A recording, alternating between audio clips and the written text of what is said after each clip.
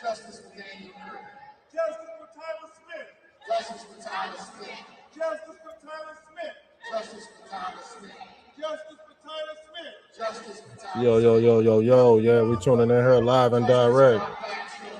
Let's hear what Ben Crump got to say. Let's get it. Justice for our black children. Justice for our black children. Justice for our black children. Justice for our black children. Ladies and gentlemen, first of all, let me say how much I appreciate you all coming out for this important media conference. We have organized this press conference for a few purposes. One purpose is because we want the world to know that the National Urban League and all of our affiliates and members and supporters across the country are standing with these three families.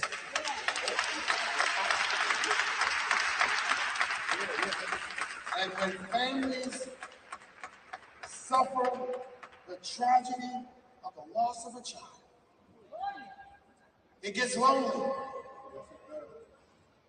And when families suffer the loss of children under circumstances that are suspicious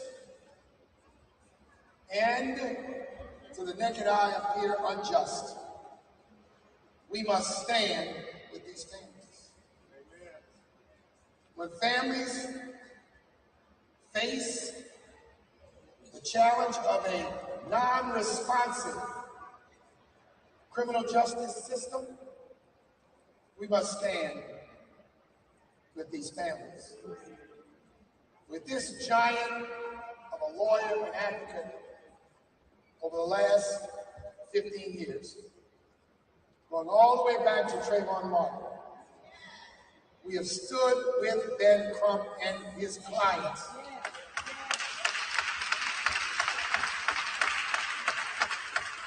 And we have stood with Ben Crump and his clients because we want the community to know that we are not going to be silent in the face of injustice. Amen.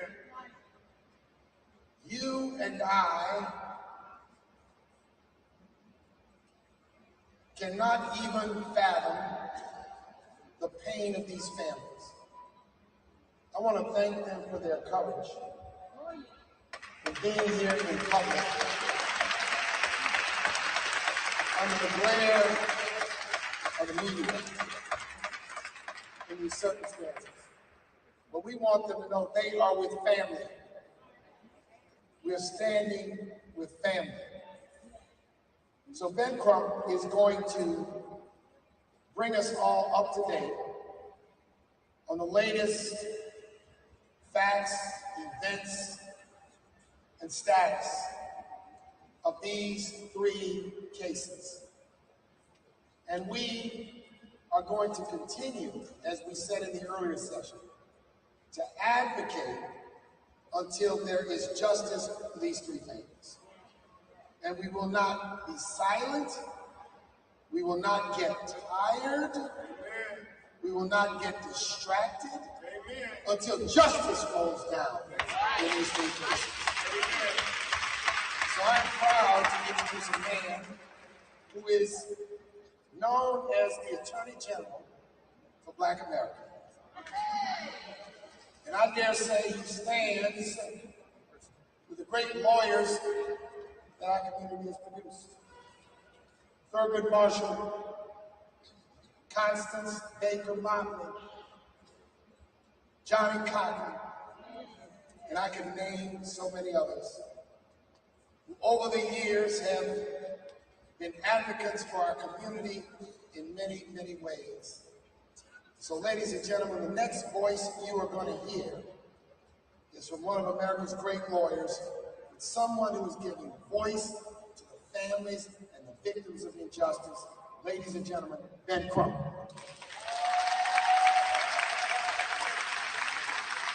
And thank you to President and CEO of the National Urban League, Mark Moriel. Please give a great round of applause for him not thinking it robbery to invite the families to be here at this great convention. We are so grateful to him and the others in the civil rights community for standing up like they have stood up in the past. And just like we got justice for George Floyd, just like we got justice for Breonna Taylor, just like we got justice for Ahmaud Arbery, we gonna get justice for Nolan Wells. We gonna get justice for Daniel Irvin, and we gonna get justice for Taylor Smith. And the large part is because you all are not afraid.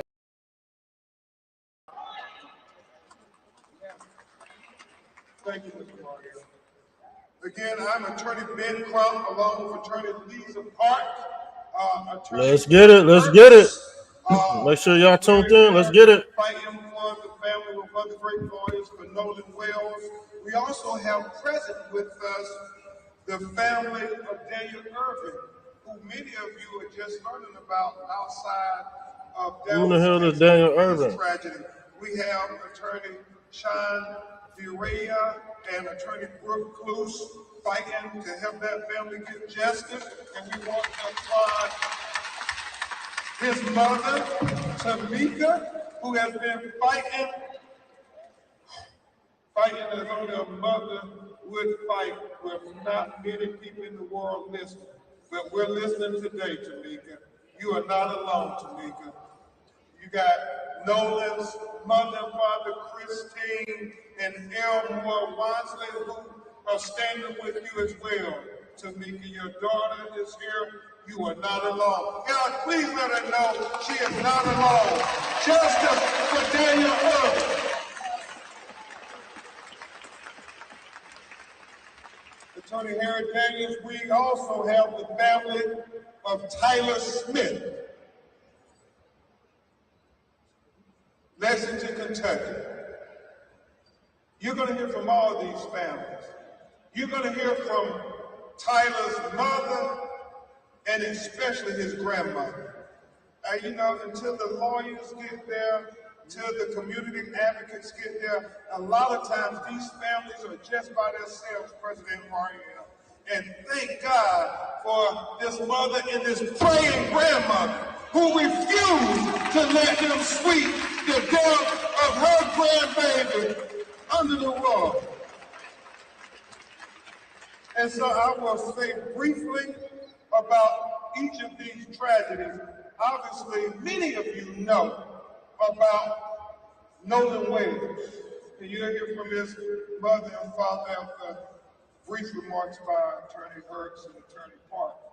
But we all know July 4th, Nolan Wells goes with friends, celebrating the 4th of July. All the friends come back. Nolan Wells tragically washes up on the shore 2 days later, dead.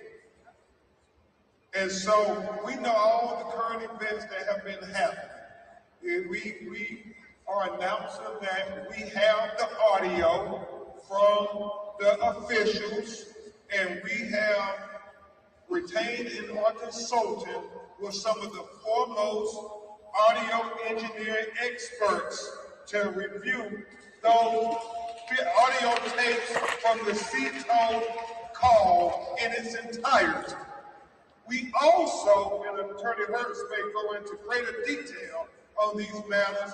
That motherfucking Ticket TV need to be exposed. They said they want to go use that shit. Ticket TV need to be exposed. Consulted President Mariel with oceanic engineering experts to talk about how these facts are lining up. The fact that they say Nolan's body was found in the same location where they say they left him at. And so we want to know, how is that possible with the oceanic tides? We want you got low tides and high tides. It's not adding up, so we are going to dot every I and cross every T until we find out Nolan Wells. Attorney Works will also go into a little more detail at Attorney Park about how we're trying to coordinate with Dr. Roger Mitchell, who Ticket TV did be exposed. Autopsy of Nolan Wells to be able to inspect. Yeah, he wasn't gonna use the audio. Well, his body when he was flown to do the autopsy with Dr. Mitchell. Where's Ticket TV's black ass at? That they will discuss with Dr. Mitchell the photographs and observations made at the time when Nolan was first discovered, because Dr. Mitchell did not get an opportunity until July 10th to be able to examine his body. And at that time, we know the airways and the lungs had already been dissected and so forth, so we can't tell if there was the presence of water or not. That would suggest whether he drowned or not. And remember what Dr. Roger Mitchell said in his autopsy. President Mario, he talked about the fact that to say he drowned does not draw the conclusions of what happened to Nolan Wells. He said it is equally important to know at what condition was Nolan Wells' body when he went into the water. Was he conscious or was he unconscious? Was he forced into the water or did he go unforced into the water? He said all of these things are He was forced important. into the water. And so we're dotting I's and crossing T's. We are focused on getting to the truth, and we stand for the truth. Me and everybody on my legal team stand for the truth, no matter who it implicates or who it exonerates. We stand for justice, no matter who it convicts or who it acquits. And we stand for transparency, so everybody can see. And that's all we want. We want answers. We're not casting aspersions on anybody. We are saying that we want to make sure everybody who is remotely involved has their questions answered to make sure we have a full and fair and impartial and transparent investigation. And is that too much to ask for these broken-hearted people? That ain't too much to ask at all. They trying to sweep it under the rug. If it was your child, wouldn't you want the same thing? And I get it, they're attacking me, they're attacking Reverend Al, they're attacking the parents of Nolan Wells. We don't care about those distractions. We ain't no ways tired.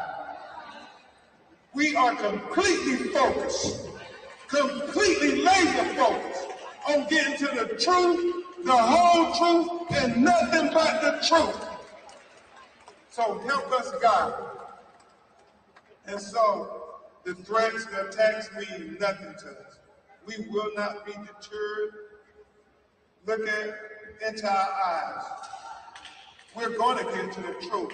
I am so grateful to Mr. Byron Allen for donating $100,000 to the GoFundMe so we can help get the best experts in the world. I am thankful to Reverend Al. Well, a lot of people complaining about the Nolan's parents getting GoFundMe money. That's crazy. I am very thankful to everybody who did not think it robbery to say, what can we do to help people get to the truth and call in to the tip line so we can help not only Nolan Wells' family, but we can help Daniel Irvin's family, and we can help Tyler Smith's family as well. Everybody on social media, please continue to ask questions. Please continue to share photographs, share videos. It all helps us solve this potential of what happened to Nolan Wells. Didn't I tell y'all social media was gonna solve this case? Keep on posting, dog. Keep on posting your shit. Don't let them attorneys scare you to be in a fucking hermit crab, because that's what they want. They want people to stop talking about it. That's why Bart's lawyer went and threatened to sue content creators. Man, fuck that shit. Keep on posting, man. Fuck it. If it's real or fake, fuck it. Just keep on posting the shit. Like I said, they in the hot seat now. We close. We probably about 75% to for a conviction. We probably about 75% there, y'all. Keep on pushing. Let's get it. I mean, isn't it so important? Somebody saw something. Right. Somebody Somebody saw knows something. something. As Christine and Elmore have said, if you're really Nolan's friend, you know in your heart of hearts that if the roles were reversed, that Nolan would say something. He would call and tell what. His friends don't give a fuck about Nolan. They said all that nice stuff about Nolan. They don't give a fuck about Nolan's body, dude. That's why I said, man, fuck these kids, dude. Like I said, justice for Nolan. Fuck them kids, man.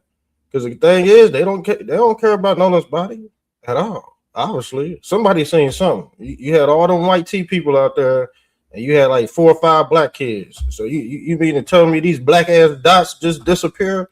Hell nah. You got me fucked up. Let's get it. He saw. And so that's all they're asking. Do for Nolan what he would have done for you. Do for Nolan what he would have done for you.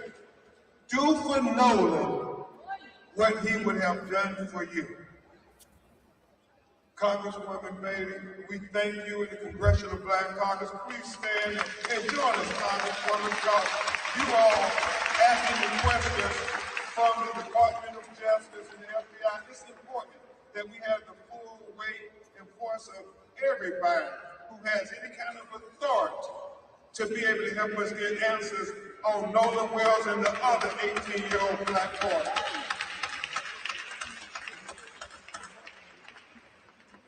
Now, before I bring up the lawyers, I just want to say a word about Daniel Irvin and about his case, and you will hear from Attorney Sean DeRaya, and after you hear from his mother, Tamika.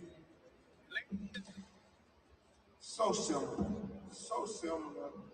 and what they're saying about Nolan Wells, and that is her 18-year-old son, President Maria, Congresswoman Bailey, 2 young white teenagers come, pick them up from their house, they go. Oh, that's another story of a black dude got whacked. I think some white dudes whacked his ass too. What's his name? Daniel Irvin. Yeah, we gotta tap into that case too. I guess it's an alleged fishing trip. Oh yeah, that's the fishing trip. Yeah, this the fishing trip. He went out there with some white T boys to go fishing. His black ass didn't come back. You got Nolan Wells and this trip right here. And you talk, like I said, there's previous other stories too. But the thing is, you fast forward to now, history repeats itself. It seems like when you go out, I ain't trying to say, white T people got a bad history of dumping Negroes in the water. All I'm saying is, man, something don't smell right when it does happen. When it does happen, it don't smell right. When it don't happen, it don't happen. So that's just the history of America, secrets of America. You know what I'm saying? Racist white T folks been dumping black babies in the damn crocodile, feeding them to crocodiles and shit. So they know that's just in their fucking blood. They not all white T people, but the ones I'm talking about, yeah, we going in on them. The motherfuckers gotta be eradicated because they fucking up everything else. And so is the other side. Yeah. We skin a cat on one side, we gotta skin a cat on the other side. So y'all black motherfuckers that's causing crime and shit like that, y'all on the chopping block too. I skin everybody over here equally. So yeah, that's the problem, bro. That's the problem. The thing is, when the black man kills black people or he killed a white person, 9 times out of 10, they're accounted for. They're held accountable for it. They're either arrested or it's street justice. You know what I'm saying? But the thing is, the reason why people wilding out about this shit is because when white T people do crimes, that shit gets swept under the rug.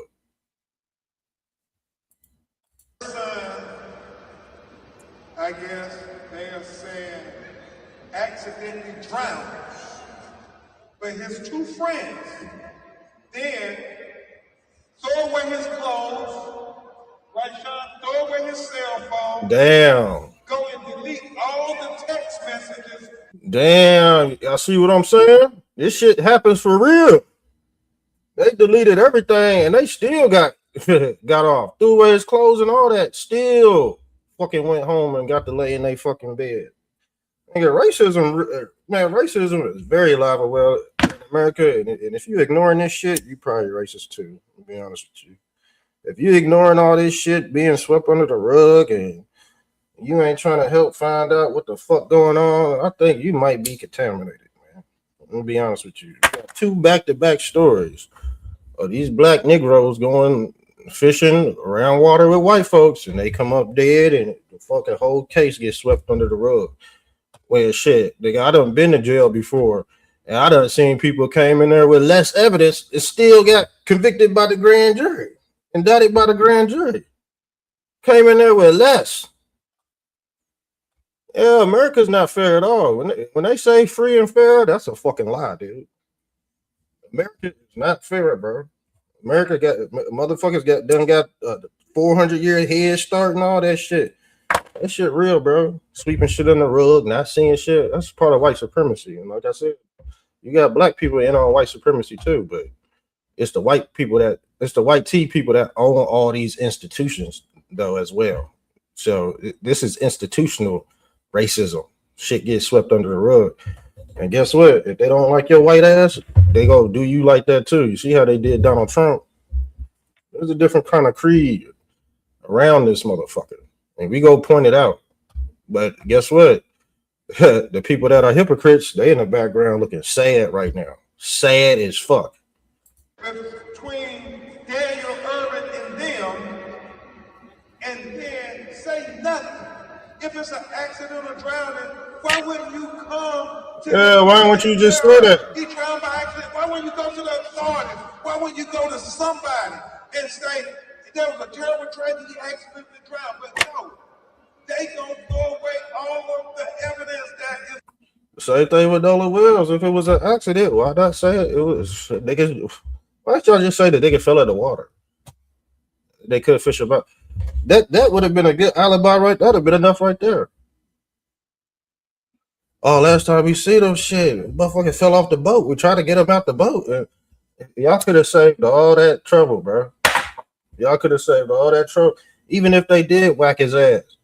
If they would have said, oh shit, Nolan fell over the boat. Shit, we tried to call the blase, blah. You know what I'm saying? They would have been clean off, but trying to be secret and hide shit, trying to say, oh, we ain't got nothing to do with it. Man, them white T boys, they going to jail though. Because they hid the body. They did something with the body. And the body is not accounted for. Well, it is now, but it wasn't that. So they in trouble. If you think these white T boys is getting off, yeah, hit the comment section up and explain why.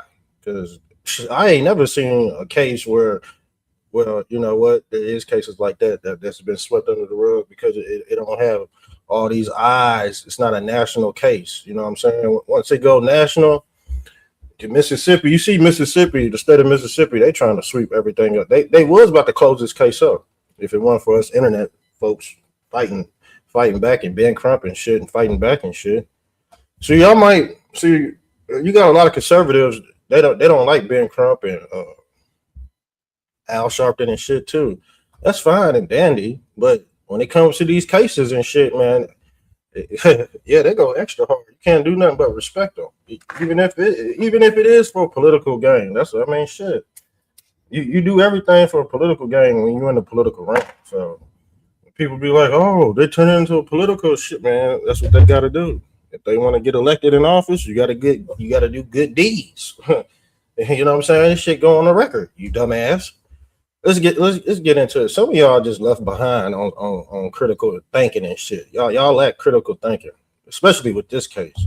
If you lack critical thinking with this case, I don't think you should be on the internet trying to explain nothing to nobody. Especially these racist white T folks and these racist black T folks. They out here spreading misinformation, not trying to solve the case.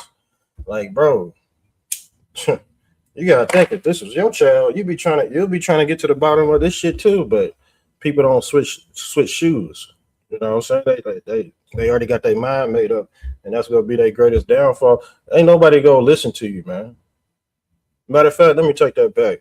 People rather listen to a lie instead of the truth anyway. Let me be honest with you. If the lie sound better than the truth, motherfuckers, the average motherfuckers go with the lie because it sound good. Jermaine to finding out what happened, and it's only after his mother raised all kind of hell, and for 4 days they are searching for what happened.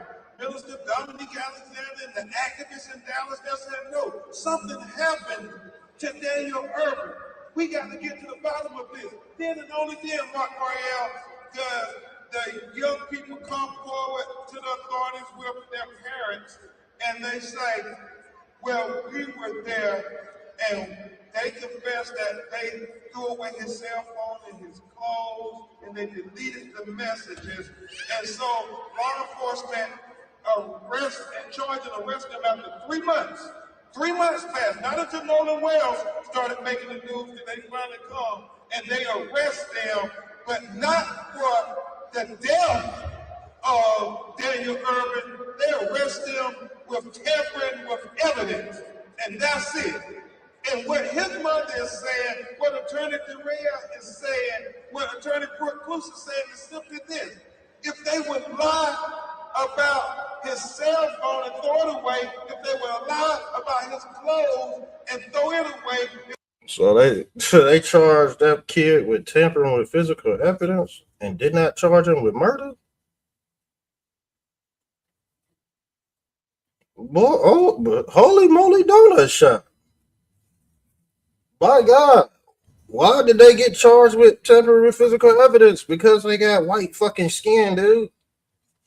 They got this white supremacy shit is real. And motherfuckers that try to deny it, they know it's real, but they under a certain creed. They gotta deny it.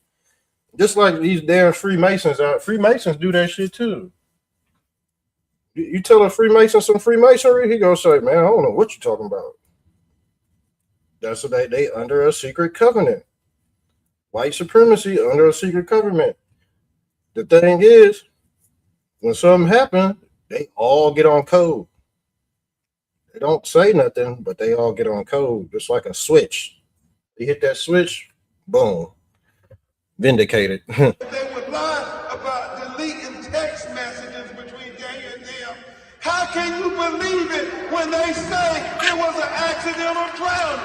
They need to take this that's common sense. Grand jury. Common sense. And you're going to hear from his mother talk about other things that don't add up, about the conduct of the boys immediately after the drowning, the alleged drowning. It's so critically important that we remember Daniel Irvin as well. And then Attorney Park, Attorney Cruz, we talk about Tyler Smith, and I'll just try to paint the picture real quickly for you, and then you'll hear from these parents, these broken-hearted parents. 4th of July. You can't make this stuff up, Congresswoman Bailey. Comment section open. But I don't think we about to get no comments, man. Tyler Smith in Lexington, Kentucky is the only black person in the home where they're having a 4th of July small house party. Somehow, Tyler ends up being shot in his head, dead. 911 is called. They come, the police get there. They tell them that he shot himself, that they were playing Russian roulette. Yeah, I heard about that story. That's what they say. They ain't do no investigation work for real either. The police retrieve the gun, and then they take their word as the gospel that he shot himself. Wow. They don't do gunshot residue on the hands of Tyler or nobody else. I mean, basic investigation 101. If you say he shot himself, wouldn't you bag his hands and wouldn't you test it for gunshot residue? But they don't do that. And you're going to hear from his grandmother and his mother as to the explanation, the implausible explanation that they offered them. And the fact that the gun, President Mario, that they claimed he used to shoot himself with, the police, after they do analysis, it does not match the cases that they found on the floor to where he shot himself at. So still swept under the rug. are taking their word for it. And it's 7 days later, right, Miss Lindsay? 7 days later, after they did say 2 hours in the house, they have to identify everybody who was in the home.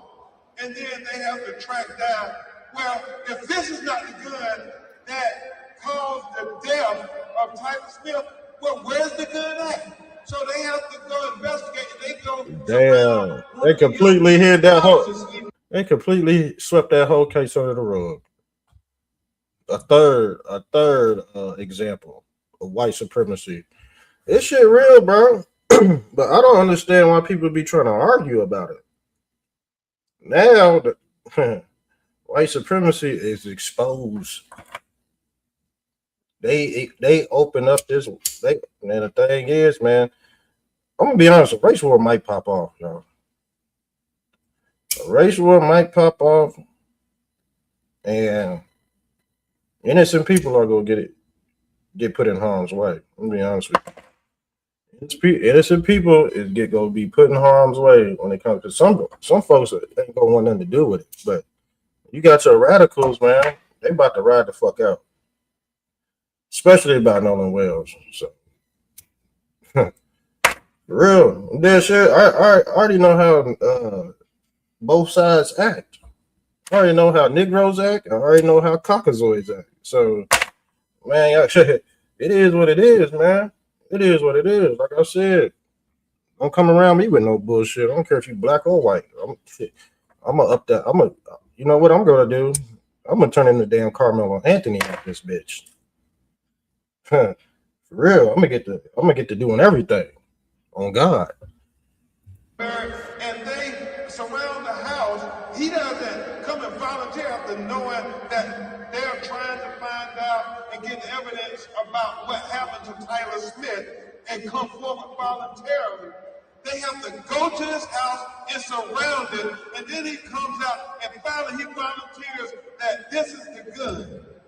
Think about that, Kathleen Tree. Just think about that for a second. You would think, after all of that, he is surely going to be arrested and charged with killing or being in some way responsible for the death of this 18-year-old young black man. But no, he is only charged with tampering with evidence, correct? Wow, that's crazy. Let the shoe. The thing is, that's why we say let the shoe be on the other foot. I think some people know this shit is going on, and they're just fine with it because they white supremacists. They're like, okay, shit, this shit's working. All we got to do is just troll online.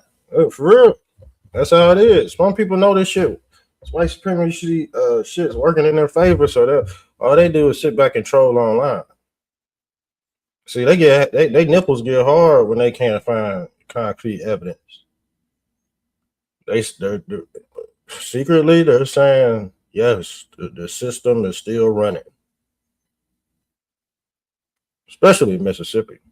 In all three of the questionable deaths of these 18-year-old young black kids, nobody has been held accountable in any way. And so that's why and that's the thing right there. You'll be like, oh shit, Why ain't these people held accountable? Like I said, 9 times out of 10, or 9.5 out of 10, that black person that killed that other black person, he going to fucking jail. That black person that killed that white person, he going to jail. That's called accountability. Some of y'all just got selective outrage. That's why people be complaining like, "Oh, why ain't y'all outraged about this shit? Oh, why ain't y'all outraged about that shit?" But being held accountable is something totally different from being outraged. Get that out the way now, because I see a lot of people. Whoa, what about them black on black crimes in Chicago? Yeah, them motherfuckers are accounted for. Motherfuckers really get locked up for those crimes. They don't get to whack people and go to college. You know what I'm saying? The white tee motherfuckers do. Shouts out to the white tee people. I ain't hating y'all, but y'all know what the fuck I'm talking about. If you don't, you probably need to exit out the room. Okay, this ain't for you. Here saying that we are not deterred, we're not going to let you sweep it under the rug. We're going to get to the answers of what happened to Nolan Wells, what happened to Daniel Holmes, and what happened to Tyler Smith. 3 18-year-old black boys in a 3-month period around 4th of July, 2026, who all were unalive in very similar ways as Nolan Wells. And I'm very thankful to his parents for using the attention that they were given and blessed with to also give attention to these other 18-year-old black boys. Thank you, Christine. Thank you so much, Gilmore. At this time, before we get to your questions, you're going to hear briefly from Attorney Eric Hertz. The thing is, we want to see that damn video, man. We want to see what they say about the audio, because we heard what they said about the audio at the beginning of it. They said they hired their own video enhancement or whatever they got to do with it. They hired their own, but the black lady, she kicked the shit off. Let me be honest with you, she kicked that shit off. But like I said, Bart's lawyers, I think they talking about suing her. But And let's then go. Attorney Lisa Park will some updates, and then you'll hear from Nolan Wells' parents.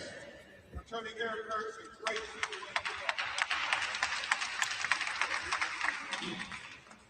Thank you for showing up. I have some brief updates on the Nolan Wells case. We have been working with the district attorney.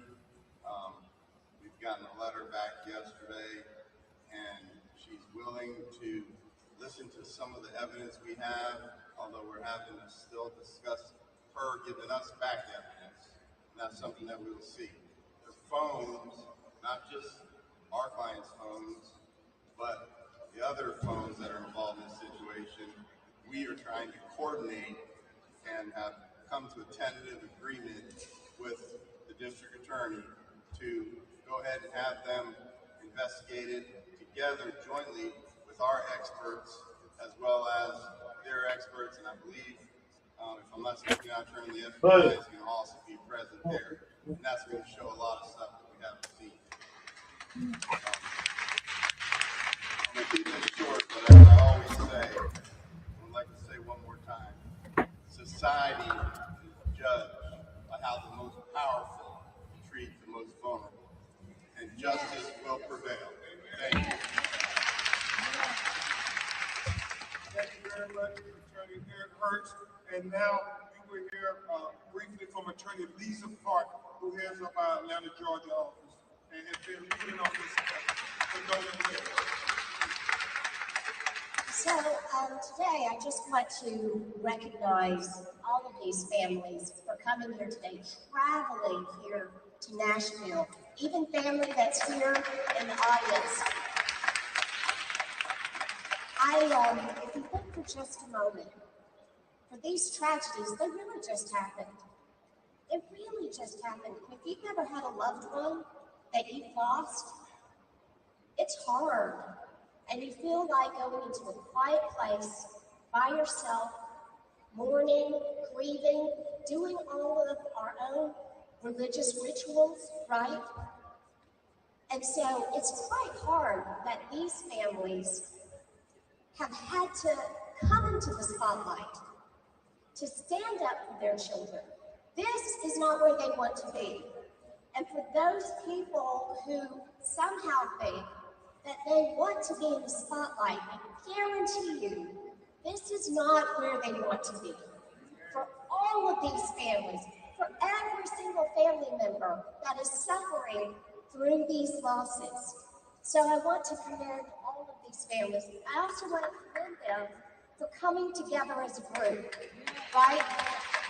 Because all of us, we are stronger together. We are stronger together. And there are so many unanswered questions for all three of these cases. But there's hope. And I see that hope because we do get calls. We have been getting over 100 calls a day. And I want to thank everybody who's called in. Because for every time there's a hater that's saying that these people just want the spotlight, when somebody calls in with some encouragement, when somebody calls in with some information, it makes up for that. Because we know that we're stronger together. These questions, these cases can be solved, and we can do it together. So I want to thank everybody for calling, right? But I also, last thing, I want to encourage those who have not called yet. And you know that you have some information. One, I know that it's scary. I know that you may be scared. But if there's a time in your life to do the right thing, this is it. And you just have to be brave. And go ahead and please call us. These people, we need to. We need to. Thank you. Thank you, Attorney Clark. And as Nolan's mother and father get ready to come, I cannot express to you how encouraged we are that we're going to get to the truth. I mean, so many things are coming to light. And we're going to get to the truth. We are not trying to cast aspersions on anybody. We want the truth. We want the truth. That's what we want. And like we said, if that implicates you or exonerates you, then you got to talk to your Lord. You got to talk to your God. But we want the truth and nothing but the truth. And if it was your child, you would want the same thing.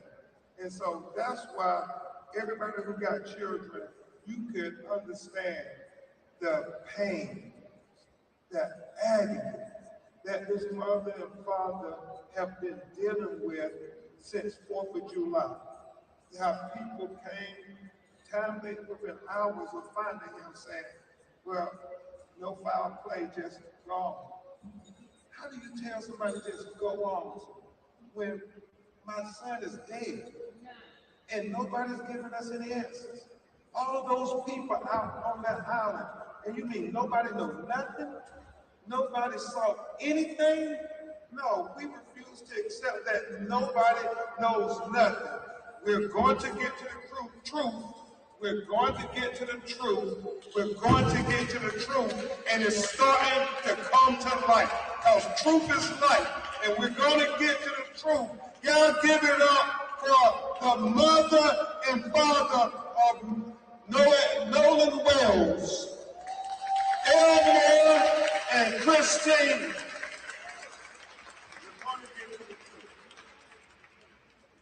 Thank you all for being here today.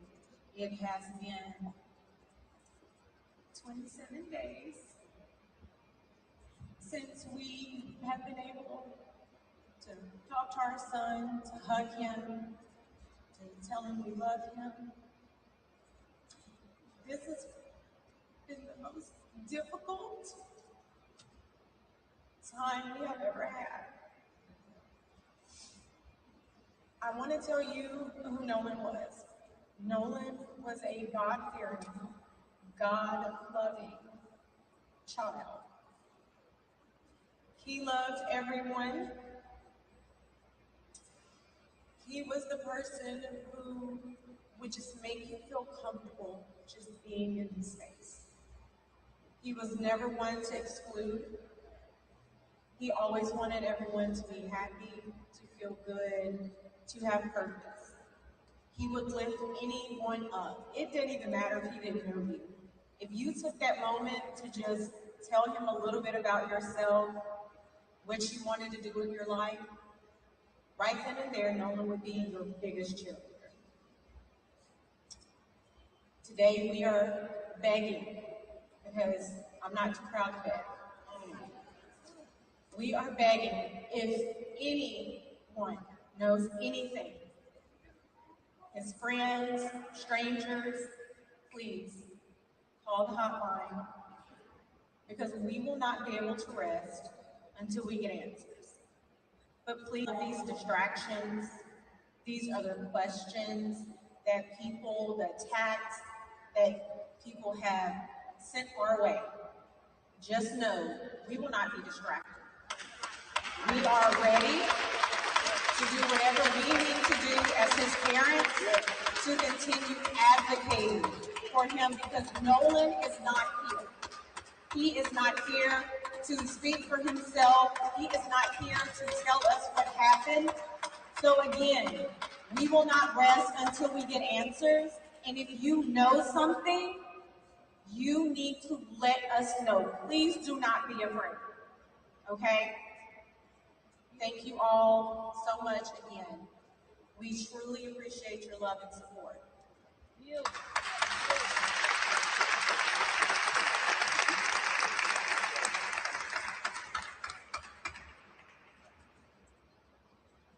I'm faced with a new challenge every morning, waking up, trying to process this.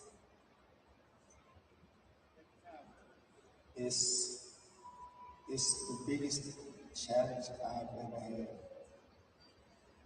I pretty much was raised up like a lot of you. I didn't have a lot, but I always said I wanted to give my children more than what I had. And I think me and my wife did that. I'm gonna tell you right now, that black bald headed nigga that's speaking right there, he gonna get to the bottom of the son's dog. That's the nigga you gotta watch out for. I'm tell you that right now. white tea people don't even fuck with niggas that look like him. Them bald headed big ass black niggas, they I seen them niggas in action around certain type of people, and they don't play with him. They don't play with motherfuckers that look like him. Anybody can vouch for me. Even the racist, even the white tea racist people can vouch for me. They don't fuck with him. He's a gorilla for real. He ready for guerrilla warfare over his son, fam. And I bet you wants to rip Officer Tatum's head off. Bro. Oh God, I ain't trying to be. I ain't causing for no type of violence or anything. But shit, I think they need to set one up in the ring, bro. Nolan Will's dad versus Officer Tatum. Who you think gonna win? Because when he getting acting up, he gonna start headbutting motherfuckers. Raised Nolan to love everyone, be kind to everyone, because it was just the right thing to do. As I got myself out last time, but what I really want to say is, He's not playing though. like my wife said, if you know something and you are really, if Nolan was really your best friend, or for the people who say that he was their friend, please come forward and tell us what you know. All we want to know is the truth. We're not playing anyone. We just want. The thing is, it's like I said, if something happened to my boy, all his buddies, you know what I'm saying? Top coming off. If they playing around, they playing stupid, I'm going to jail too. I'm going to jail too, off top. You can't play around with people's kids like that, bro. What the fuck is it? Come on now. Let's get it. The reason one or two, any parent will do.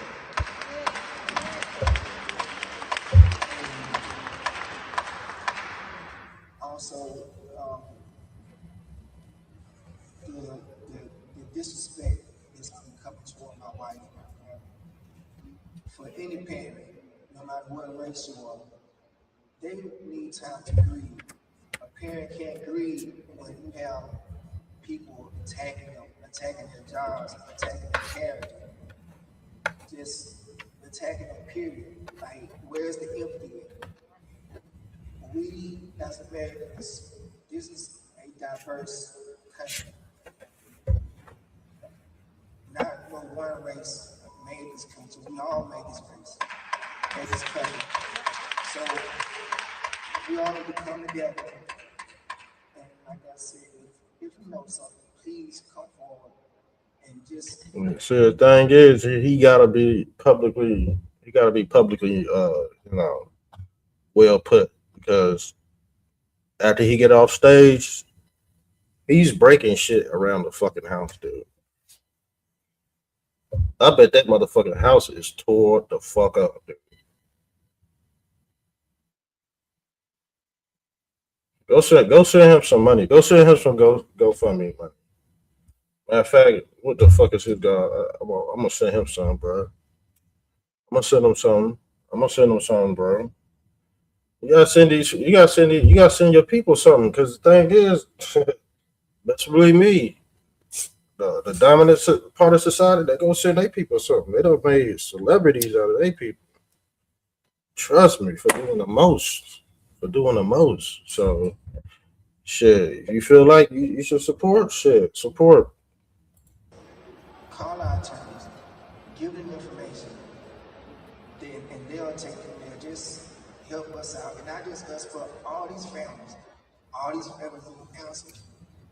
Anyone with information on any one of these cases, please come forward.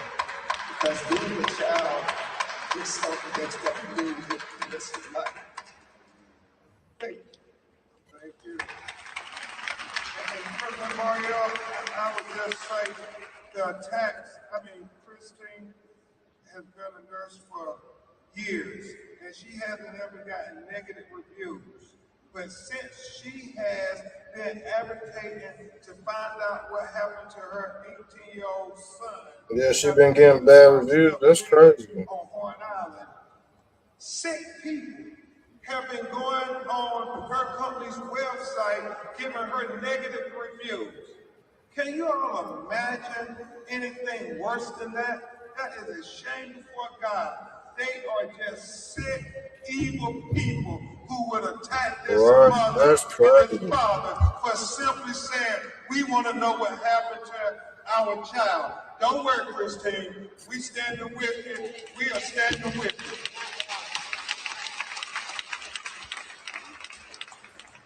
you. She should be suing too. And next we're going to have the mother of Daniel Irvin come and talk about her child and tell you what happened in her words. Yeah, we got to do a story on that. We got to do a whole breakdown on this. There's a lot of cases going on, man. There's a lot of cases going on.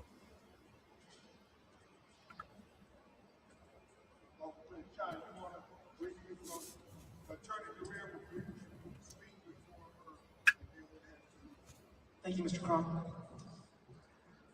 Tampering charges in this case is absolutely unacceptable.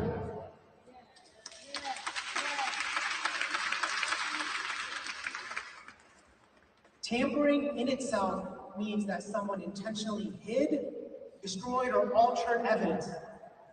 If the district attorney's office has that evidence, take that evidence, put it together, and present it to a new grand jury.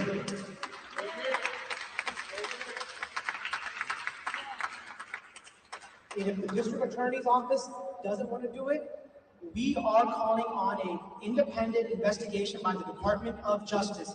Because we are here for the truth. Dagger. And one last point. That's a dagger. Mr. Crump said, Daniel Irving, when these boys said that he drowned, He was a high school swimmer. He was on the swim team. He was a healthy young 18-year-old. Wow. That story that he drowned accidentally, it doesn't add up. It does not add up, and we want the truth.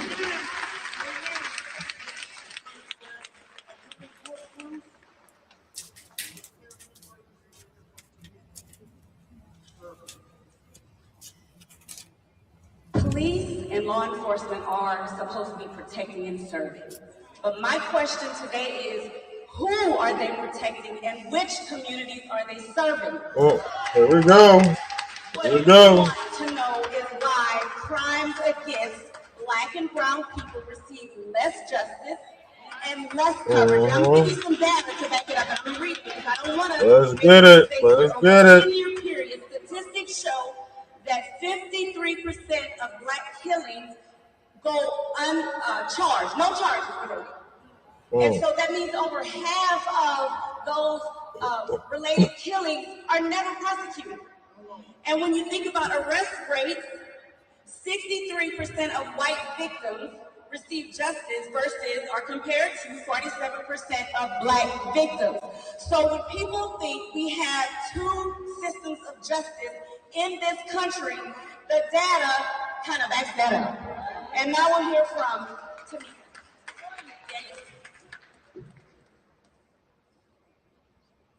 They said the data backs that up for all you people who like statistics and shit.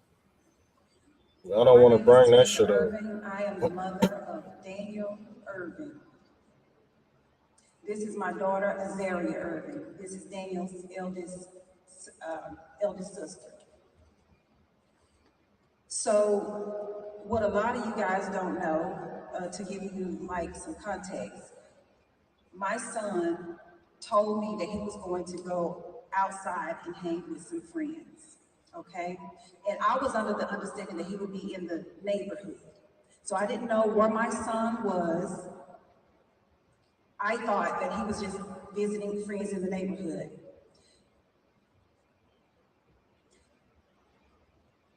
Around 8 o'clock or so, I started to text Mike, call Mike, and Mike was an honorable child. He wanted to serve and protect, be in the military. He loved people. He always had a joke to tell. He was very comical. So I called the police the following day at 12:30 in the morning, and I said, hey, my son ID is here, and his money is here, his social security is here, and I don't know where he's at, and this is not like him. So I'm reporting him missing under suspicious circumstances.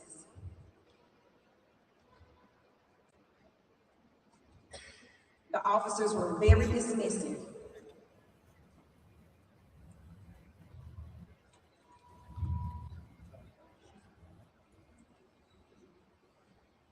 The officers were very dismissive.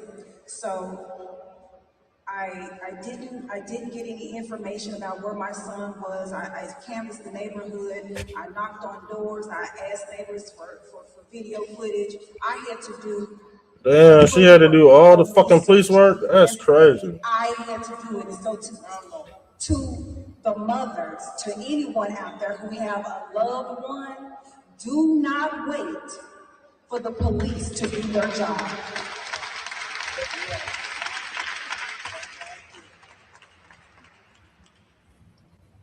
Okay, so fast forward, I reported my son missing. My son was to graduate in May.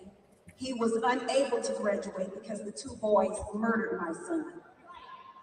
They said my son jumped off a bridge, and I know that's not the truth.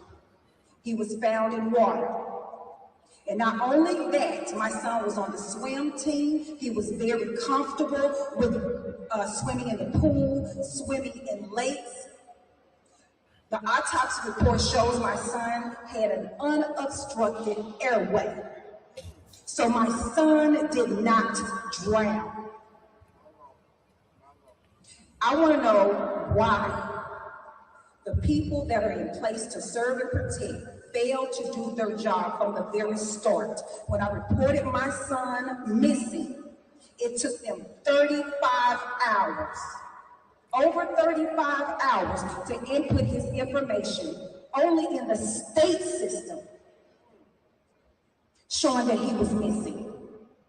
They failed to enter his information in the NCIC, the National Criminal Database. Being my son was under 21, law enforcement had a responsibility to enter his information within 2 hours, and they failed to do that.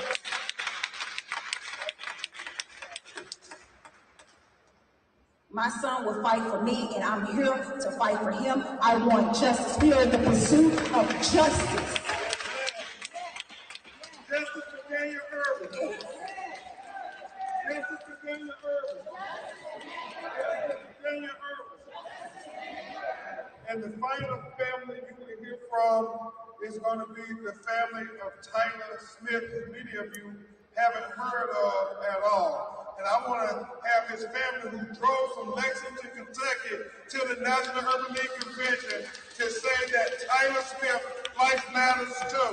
Y'all, please give That's him a right up round the of street from me. applause.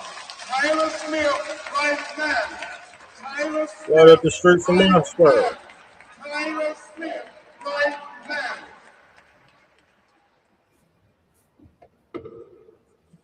I want to thank everyone for showing up today, supporting all these families. I was asked many times, who is Tyler? What does Tyler mean to you? And I had to take a deep dive into that because to give a few words wouldn't be justice. So I went into my prayer closet, as most families do. Because see, Tyler calls me now. And when people ask me to tell them, I find a struggle in finding words big enough to describe who he is. Tyler is charismatic. He's warmth. Tyler is love. Tyler is compassion and tolerance. Tyler is focus and determination. Tyler is an entrepreneur with dreams, goals, and a vision for his future. Tyler is a calming presence, a peacemaker. And we're going to get to the truth. Y'all probably think I'm a piece of shit for fast forwarding the tape. I don't give a fuck. Rest in peace, Tyler, man. Rest in peace, Tyler. You know what I'm saying? And to say, no, this ain't adding up. We got to find out what happened to Nolan Wells. And then we get contacted by our good friend, Attorney Sean Giroux, saying that, hey, we got a similar case, Attorney Crump, where you co-counsel with us, and Attorney Brooklyn start working with them. And then we get a call to the call center, President Marielle, and I simply can't believe what happened to Tyler Smith. It shocks my conscience. And so Kareem Ali and Cliff Jones, my investigators, they start to investigate. And we're saying, this can't be true. They really didn't do a gunshot residue test on the hands. I mean, that's basic. And so it hits me that all of them are 18-year-old black kids that died in very questionable circumstances when Nolan was the only black kid on the boat. Daniel was the only black kid allegedly on the fishing trip. And Tyler was the only black kid at the 4th of July celebration party, house party. And all of them are 18 years old. Look at the dates. I mean, that's eerie when you look at the dates. February 8th, Tyler Smith is born. July 4th, 2026, he is dead. Can I see the other? Oh, this is Daniel Irvin. I mean, he's born November 21st, 2007. He is dead on April 17th, 2026. Where's the Nolan Wells, born August 19th, 2007.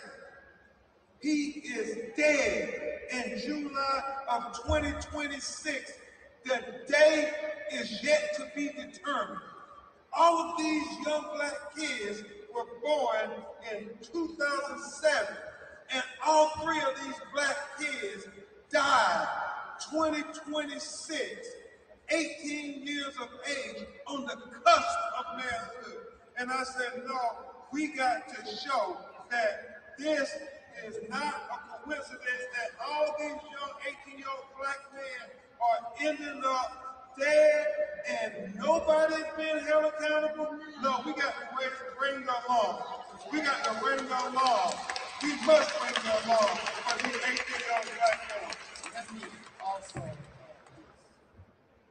this. Our members who were planning to come to Nashville asked me late last week if we would be commenting on, dealing with, shedding any light on the Nolan Wells case. I invited Ben Crump to come to Nashville to brief us on the Wells case. In the course of that conversation, he shared with me, by the way, there are two other similar cases. I said, two other similar cases? I said, Ben, can you bring all of the families? That was real. Bring them all down there. Because the thousands of urban leaders who are here are interested in it, have a solidarity with it, want to hear directly, not through filters, about the circumstances of these cases. And that is what the National Urban Conference is all about. It is about dealing with the pressing, cutting-edge issues that face the nation and face Black America. So we are here because this is what we do. Yes. Whether it's Trayvon Martin back in the early teens, Michael Brown, George Floyd, Sandra Bland, Breonna Taylor, Samir Rice, we deal with these issues because our constituency wants to hear directly. And I want to say this, we trust Ben Crump. And we know that he does not engage in chasing false cases. That he also, when he takes a case, that he's going to elevate the word and the personality and the pain of the families. All too often,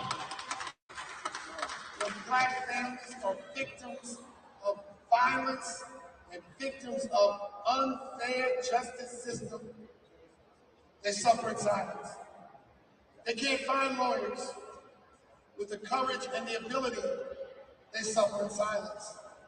So I know when Ben Crump has a matter, he is always welcome at the National Urban League Conference to come and bring us up to date.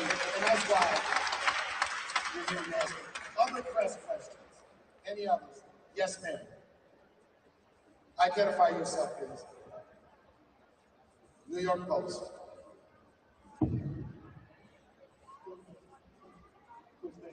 Yeah, we know about the question. We're ready for it. This attack and this threat to sue us and the family for defamation, it's a distraction. We're not distracted by it at all. And it's about getting to the truth. That's what we want. And that's what we're focused on. We haven't done anything other than ask questions to get to the truth. You said that's a distraction. That case, that law they talking about putting out, that's a distraction. And like I said, he did not discredit that black girl's video. Ticket TV.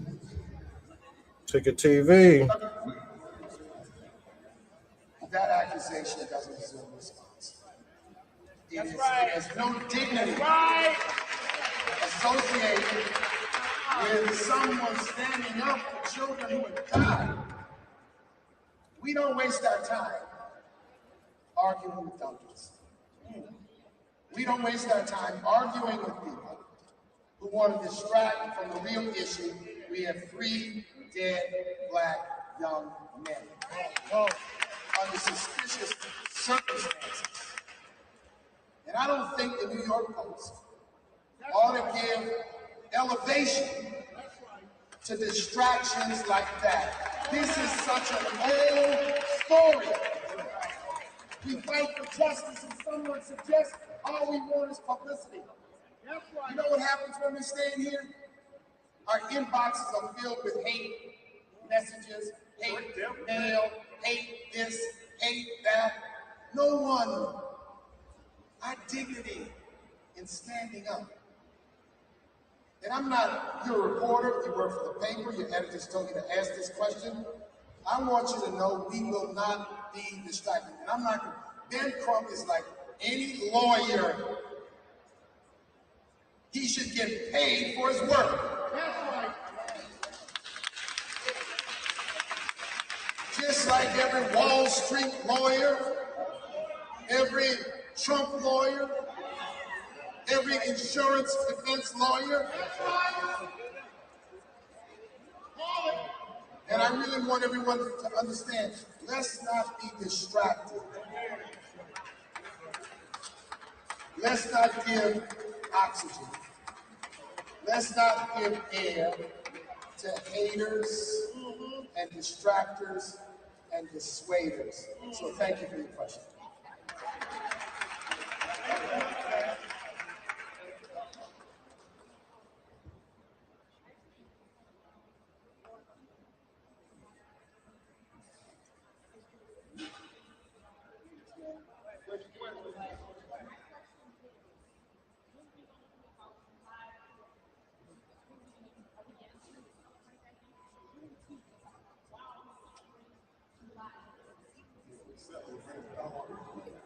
Any questions? I will say this. I will not ever surrender the fact that I am American. However, we celebrate Juneteenth. I don't necessarily celebrate July 4th, but I note it as an important day. And I'm not going to fall into the trap that some want to. I fly the American flag in front of my house. But on the other side of my porch, I fly the Juneteenth flag. And we are not going to let anyone diminish our birthright, our constitutional right, our birthright to be treated fairly and justly in this country. It is very difficult and challenging in these times, but we are not going to be tricked. We're not going to be dissuaded. We're not going to be distracted. I am an American. I am an African American. I am a Black American. And I'm proud to be one. But I think we need to clearly understand that African Americans, Black people, and civil rights leaders have always been the conscience of this country. Amen. Have always been loyal to the nation, even in the most challenging times. And I'm not going to suggest it's easy for us. But what we're not going to allow is for people to marginalize us, treat us like second-class citizens, or suggest that somehow, let me tell you what a true patriot is. A true patriot stands up for justice. A true patriot stands up for the families and the victims of violence. A true patriot holds the justice system accountable, doesn't make excuses for an unjust justice system. So we gotta understand that we're not gonna get tricked and cornered into people suggesting because we stand up for justice, we're something other than a true and full patriot in this country. That's the way I feel. I said last night, I was born in a segregated hospital, born in a segregated city, watched my parents and their friends fight and litigate and march to open doors of opportunity. Hold on, we about to go on the Ticket TV, man. Hold on, we about to go into this Ticket TV. We gotta hear what Ticket TV saying, cause hold on, we gotta go into Ticket TV. Play this right now. This is the hypocrite. We go live on his channel.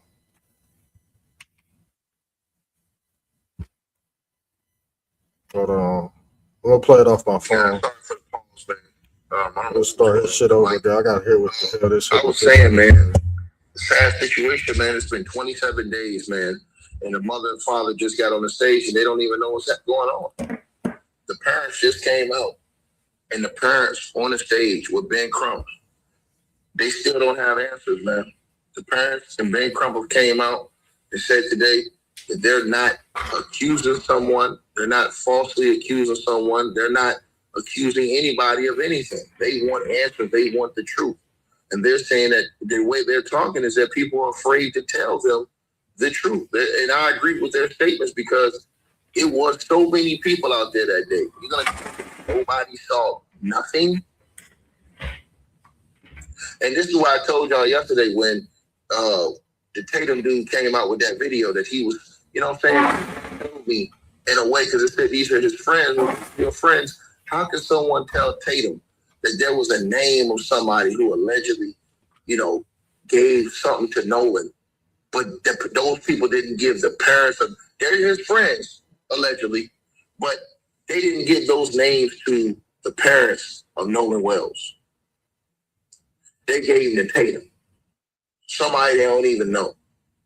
So you'll give them to Tatum, but you ain't giving to the parents. And we don't even know if you gave them to the police as of this point because the police ain't said nothing yet. Now, they did have their investigator come out today and say that he, you know what I'm saying, had some information that they've been coordinated with somebody else. Come on, get to it. Ben Crump addressed the audio that everybody been on the internet talking about. Ben Crump says they have the original audio that they have their own professionals inspected.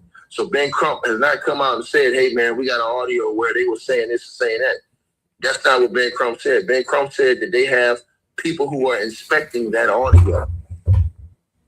Look, we gonna hear him backtrack about the audio, y'all. We gonna hear him backtrack about this damn audio. This shit crazy. Hold on. So I'm pretty sure the people Ben Crump got inspecting the audio is a forensic specialist, like I told y'all. So I told y'all he was going to address the audio today that everybody was talking about. That audio everybody was talking about, Ben Crump addressed that today. Matter of fact, I want to. But he didn't say what you was gonna say. That's the. Boy, these people are just liars. Hold on, we about to play the video. Hold on, let me do something on my phone. Okay, just check it out. All right, let's continue with this hypocrite. Fucking Ticket TV, because I commented on his live feed. Right? And I said, nigga, that audio, it's real. It just they got all the fuzz up out of it. They took all the fuzz up out the video. Now since they see their sound audio specialists go do the same thing that black girl go do. Fucking big ass dummy. They go fucking do the same fucking thing. You don't think they go tweak the audio so they can hear what's in the background? Watch him dodge his question. Watch him dodge it. Some of the things that he addressed. I want to play this. All right, let me play this for you guys. I want to play some of the things he addressed today. To me, that's very important. Right? Very important that we address some of the things that he put out here today. You know what I mean? Because they some of the evidence we have, although we're having to still discuss her giving us back evidence, and that's something that we will see. The phones, not just our client's phones, but the other phones that are involved in this situation, we are trying to coordinate and come to a tentative agreement with the district attorney. Nah, hold on. So the person said she didn't respond. No. You're not listening. I wouldn't respond either. Because why would the F would you go to Officer Tatum first? Why would you take that information to Officer Tatum but not go to the family or go to the cops? Make it make sense. So you saying, think about this. That's supposed to be your good friend, right? If your good friend didn't come back home the next day, why not take his phone and the keys to his parents? I'm just asking a question. If that's your good friend, why not take his phone and his keys to his parents and say, hey, man, he didn't come back last night. We don't know what's going on, but it was somebody over there, and especially when you heard that he passed away. The first thing they should do, right to the parents. Well, why would the parents want to listen to anything if they have to come get the phone and the keys from you? If that's my friend and his phone and his keys are at my crib and he didn't come back the next day, I would have looked suspicious. I would have felt suspicious because what young dude's gonna leave without his phone and his keys overnight with a chick he just met? Oh my God, bro. I cannot listen to this dude. Hold on, bro. Come on, man. Have the audio from the bullshit. But he Hold on, here it goes. Walking up on the shore 2 days later. Dead. And so we know that we are announcing that we have the audio. Let's get to that. Because everybody was running with the audio, the enhanced audio, and people were saying, oh man, this proves it right here. I told y'all this shit ain't admissible in the court. It's bullshit. He didn't say all that though. Spoke on the audio right here. And this is what he said he's doing about the audio. He didn't even talk about that audio from that girl. Because I told y'all it doesn't matter. But y'all don't want to listen to me when I tell y'all stuff. Y'all come in here and get mad talking about, hey, chicken man, what you doing? No, nigga, I'm telling you the truth. But he told us he was going to speak on that audio. That's what he said last night. Nigga be switching up his whole, man. Switching up his whole lingo at this point. Like, golly, boy. And his followers ain't calling this shit out. He said Ben Crump was going to specifically speak about this audio. Come to find out, he never said anything about it. But he said that they hired their own audio engineers, which is the black girl's profession, an audio fucking engineer. You dumbass Negro. Let's see what else he gonna say. Cause I'm looking at the chat like, golly. I'm looking at the chat.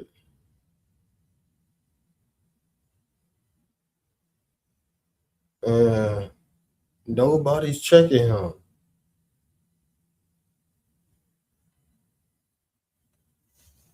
It said how people are making up fake.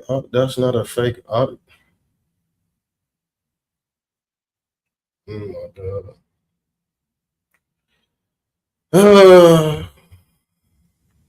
I'll tell you the truth. Now let's get into it right here. And so we are announcing that we have the audio from the officials, and we have retained an consultant. Now see, he says we have the audio from the officials. So Ben Crump is saying they have the raw audio from the officials. Ben Crump did not say anything about, hey man, we got in the audio where they say, hey man, he's dead and all this other stuff. He didn't say that. When I told y'all, he wasn't using that audio. But niggas came on YouTube and got mad at me when I told niggas the truth. They're going to have their own forensic experts. These are the only people that can analyze audio. Which is what I told y'all why that girl going to get sued next who put out that audio. But y'all won't listen to me. Y'all get mad at me when I come here and tell y'all the truth. When I come here and tell the truth, motherfuckers get mad, twist my words, and lie on me on YouTube. You see that shit? He's a backwards motherfucker. Let's let it play through. Because I want everybody to get this clear. How these niggas been on YouTube live talking about that audio, and I told y'all that girl audio don't mean nothing.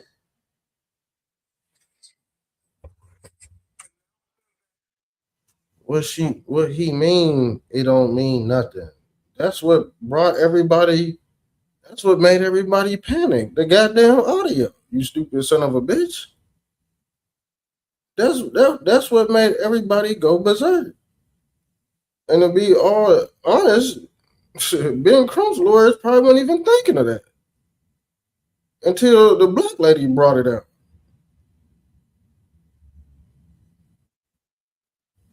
Golly.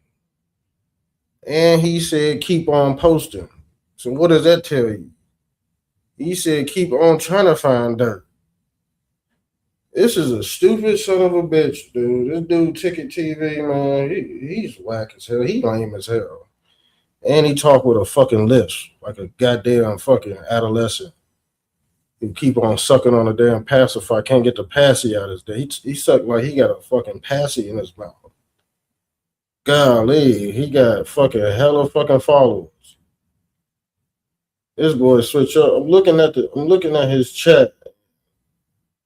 They ain't questioning this dude. From the official, and we have retained an consultant with some of the foremost audio engineering experts to review those audio from the CTO call in its entirety. Period. Here we go right here. Why you didn't say nothing about the audio all y'all talking about on the internet?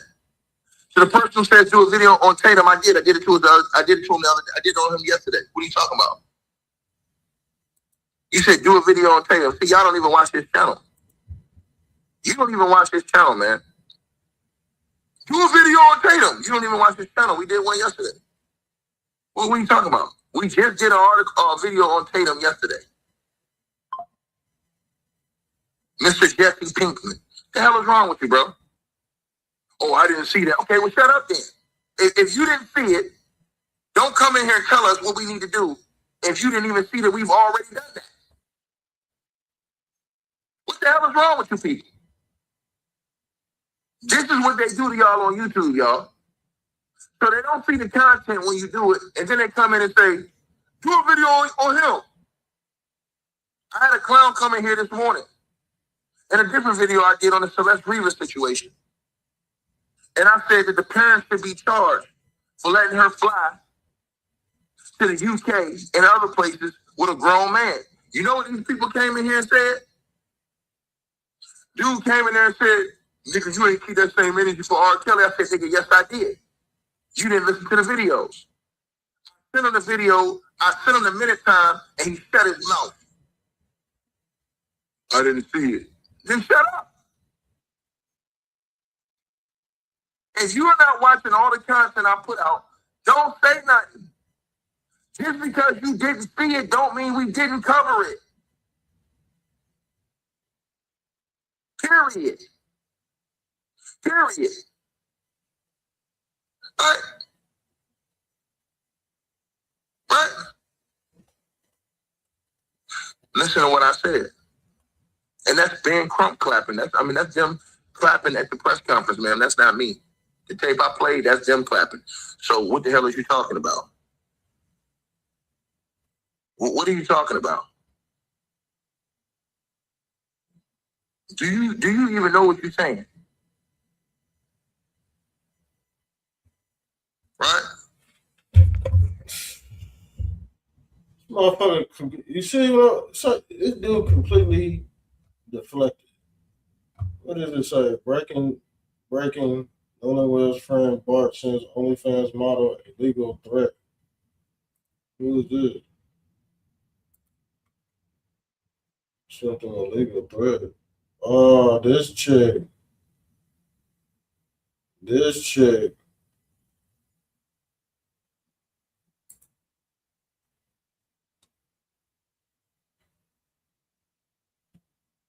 Y'all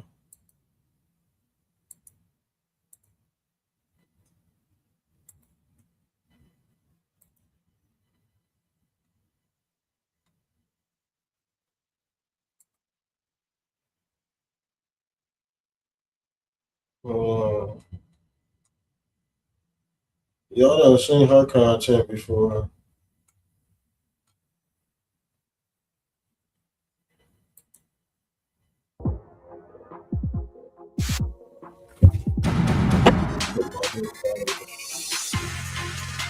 Welcome to the TMZ podcast. Devin here with.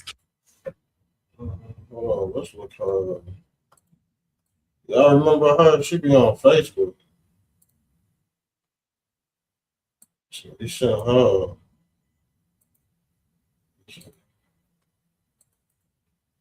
Cease and desist, y'all.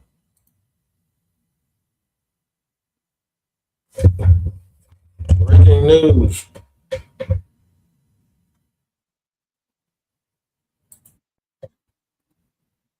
Lies and conspiracies that have been going on online. Russell, breaking news this morning from overnight. We've got the first official lawsuit defamation contestant in the Nolan Wells lies and conspiracies that have been going on online. Russell Latino, the attorney that was retained by the family of Evanston Jr., announced yesterday they were going to be suing a bunch of folks that have been spreading lies and misinformation, and said they would name their first, defendant, suee, however the hell you say it. They're going to be naming the first FAFO champ yesterday, and they did just that, and that is Miss Kimbra Lee right here. Russ says, we served a cease and desist demand for correction and evidence preservation notice on social media influencer, comedian, rapper, and OnlyFans model Kimbra Lee, spelled Kymbra space Li, today in anticipation of filing a defamation lawsuit against her. I anticipate at least 2 more such notices going out by the end of the week. I just bought a new case of toner for my printer. And Kimbra's reaction to that is, suing me will only make me rich, baby. Do what you got to do. It will be a waste of your time and money, and it will not cost me a penny, but will give me so much publicity and public outrage, I might actually be able to afford a hamburger. What we have here is somebody who's never dealt with the legal system and doesn't understand that there are, in fact, consequences for your actions. And she's going to fuck around and find out the hard way. I'd have liked to have done a little bit better video, but I got about a minute before I go live on the radio. You got to check out the Clay Edwards Show, streaming worldwide at Save JXN and all your favorite platforms. Wow, so they hit her up first. Officer Tatum is live right now, so we're going to segue to Officer Tatum. We'll just listen to it on the phone. Try to get copyrighted. Hold on. Son, with all evidence that has been presented up to this point, was not there when Nolan was either killed or he drowned. Warren was not there. GPS tracker shows Warren wasn't there. Life 360 showed Warren wasn't there. Pictures from the boat shows Warren wasn't there. If you're a logical person and you actually listen to the CTO phone call, it would allude to the fact that they were in distress, so they had to get out of the island. Nolan was not there. He wasn't on the log. People have already come out and said they seen Nolan around, right before 6:30-ish. So after they had already left. The girl that Nolan was with, Katie, in a text message, alluded to the fact that he never got on that boat. She did not see him get on that boat. She heard them yell for him to get on the boat. He never did. What are we talking about? Okay. Let's get to the next topic here. And this is, to me, this is breaking news. And I'm really hopeful that more of these boys who've been accused unjustifiably start suing y'all off. Here's one. The young man, Bart. Bart was allegedly, people are leaking this and saying that Bart was dating Katie and then he killed Nolan over Katie. And they ain't got no evidence that this happened. None. Katie didn't say it. They haven't talked to Bart. They don't even got a photo of Katie and Bart together. It don't exist. But y'all doing the same thing that y'all claim people used to do to black folks back in the day, lynching them with no evidence. And y'all doing the same thing to these boys. Why? Because they white. And it's wrong. Roll the clip. Here was another update in the Nolan Wells case. A friend of Nolan Wells is lawyering up amid a wave of online speculation, denying a viral photo showing him with a woman some social media users are attempting to link to Nolan's death. Attorney Russell Latino says the old high school photo does show Bart Edmondson Jr. with a young woman, but instead she is not Katie McCormick, a woman some online have attempted to romantically link to both Bart and Nolan Wells. Russell Latino says Bart never dated Katie and didn't even know who she was before Nolan's death. The attorney also flatly denies the claim that Bart Nolan or contributed to his death in any way. The attorney continues on to say Bart helped a boat in distress and has fully cooperated with investigators, providing access to his boat, GPS, and phone. Bart now plans to sue people, spreading what the family calls wholly fabricated claims. Attorney Russell also says Bart received a credible death threat yesterday because of the made-up speculation. He says the FBI, along with state and local law enforcement, have all been notified. And I want you guys to do this real quick. Here's the picture. Let's show it in HD. Here's the picture of them. I want y'all to do this real quick. When you're looking at Nolan Wells' case, take race out of it. Take race out of it. Just observe what is happening to young men. One young man is dead. Other young men, in my opinion, are being accused of stuff that they did not do. That at least there's no evidence of them doing. Why is it okay that we treat these young men like this? They done got this boy getting death threats. I heard that Trayston, the young man I interviewed, people are refusing him service. He did nothing but be Nolan's friend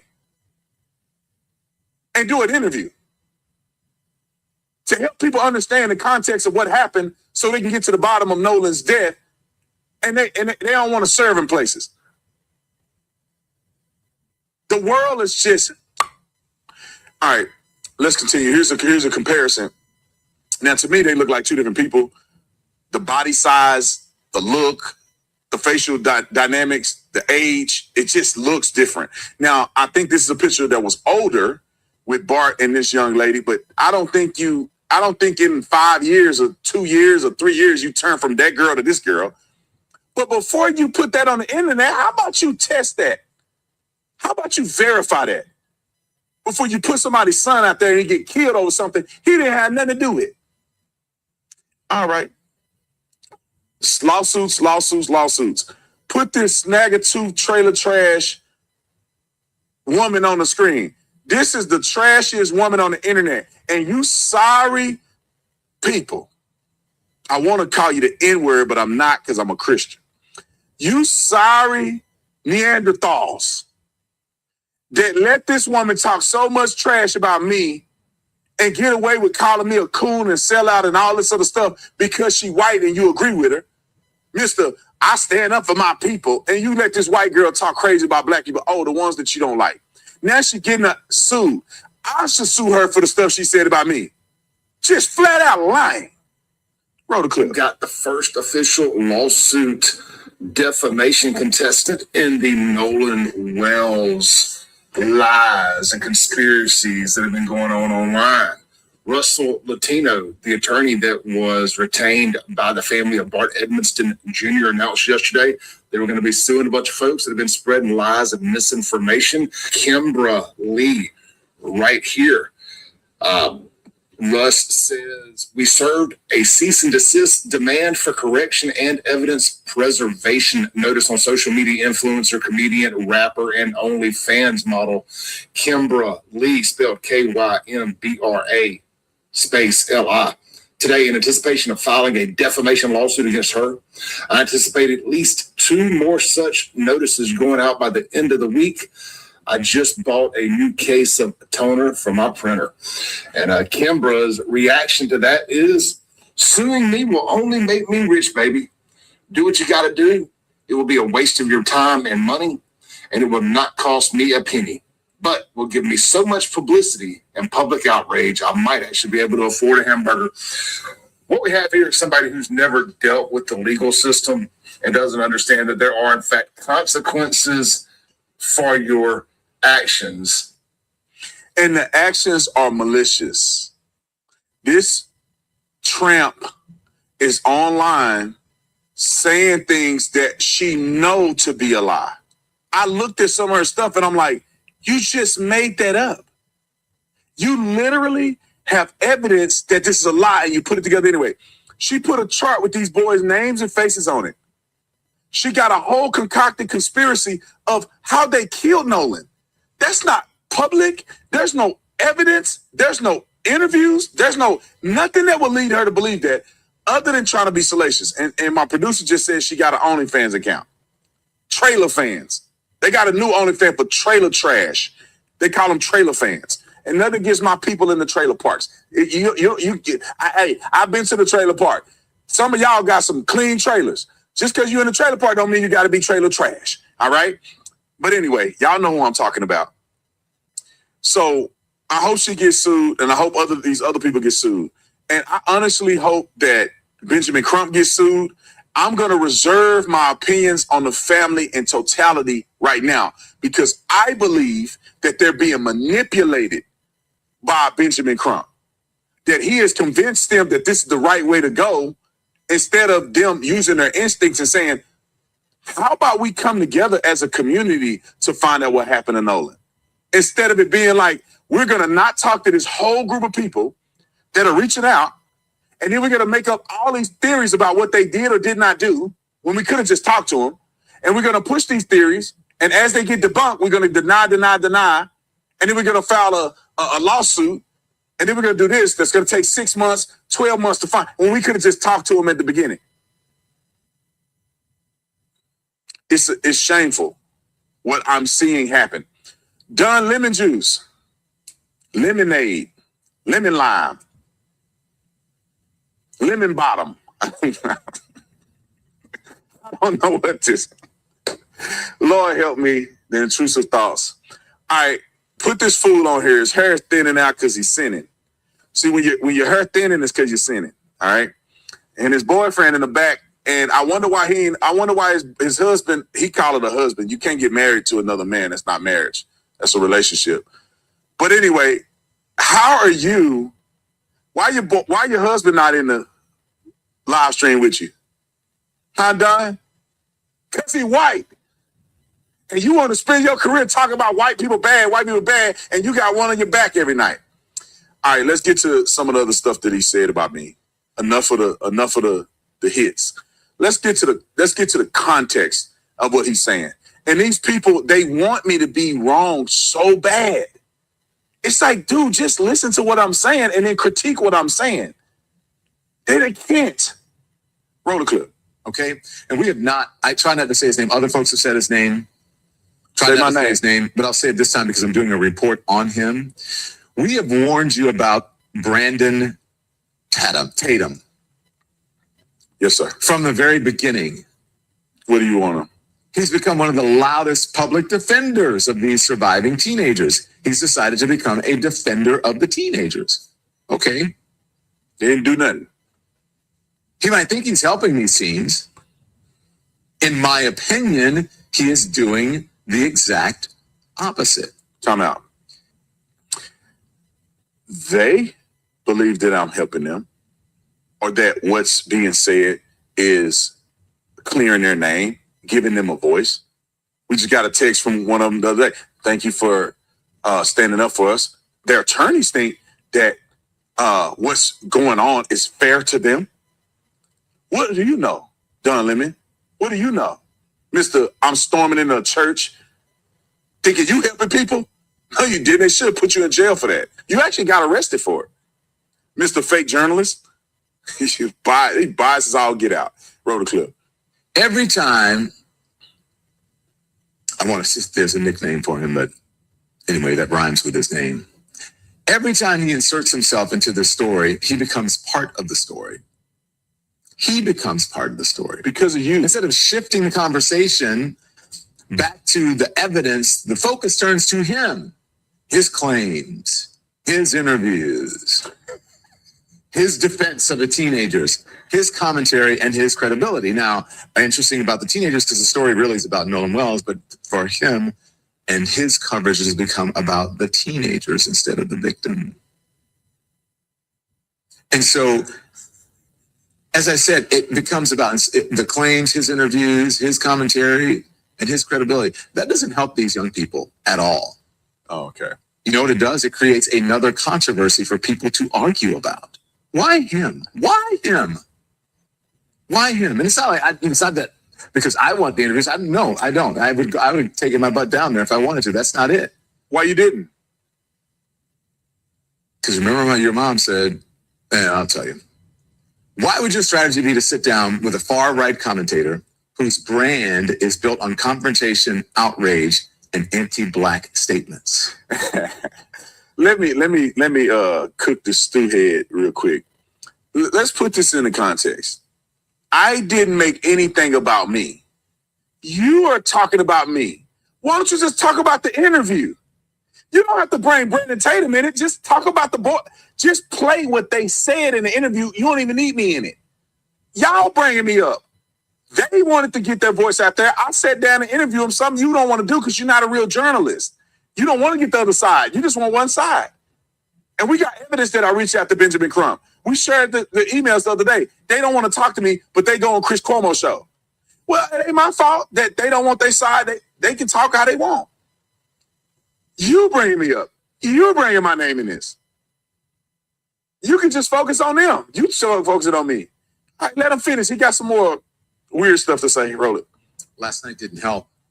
Last night didn't help. Nancy Grace asked him, Brandon Tatum, a direct question. That's right. Say my name. Did the surviving teens take a polygraph test? That's the question. Roll it, Andy. Have the friends taken polygraphs?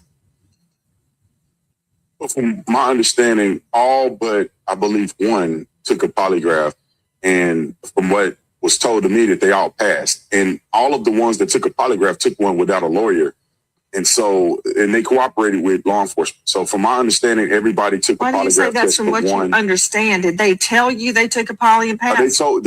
Yes, ma'am. They told me that they did it. I wasn't there, so that's what I'm saying. From my understanding, they told me that all the boys except one, which is Warren, I believe, took a polygraph test. All of them did not have lawyers and did it and cooperated with police. Warren also cooperated with police. I just believe he didn't take a lot to take the test, but Warren is the young man that I interviewed. So as you can see, I'm conflating lie detector test with polygraph. It was an error on my part to say polygraph, but I conflated the two, but I cleared it up. I made sure, because I don't want anybody to have ambiguity out there. It was a mistake on my part by not just saying a lie detector test to start with and then clarifying that the lie detector test was a voice stress analysis. And so I said polygraph test because they're synonymous. And in my mind, I'm thinking, and I'm just saying that. And then I clarified it because I realized that I'm saying polygraph test and I mean lie detector test, and I couldn't think of the name of the voice stress analysis at the time. Then I came back and told her it's a voice stress analysis. And I'm going to get to why this is a nothing burger anyway. And Don Lemon, who have no idea what he's talking about, he wouldn't know this because he's never done any investigatory work in his life.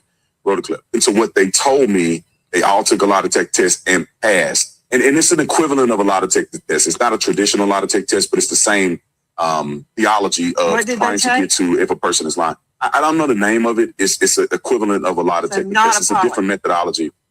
Yeah, I don't believe it was a polygraph test. I believe they took other stressors in order to analyze. So then the answer to did they take a polygraph would be no. Well, yeah, I think it could be semantics because they took a test to analyze whether or not they were being truthful in their statements, and that certified test, they passed it.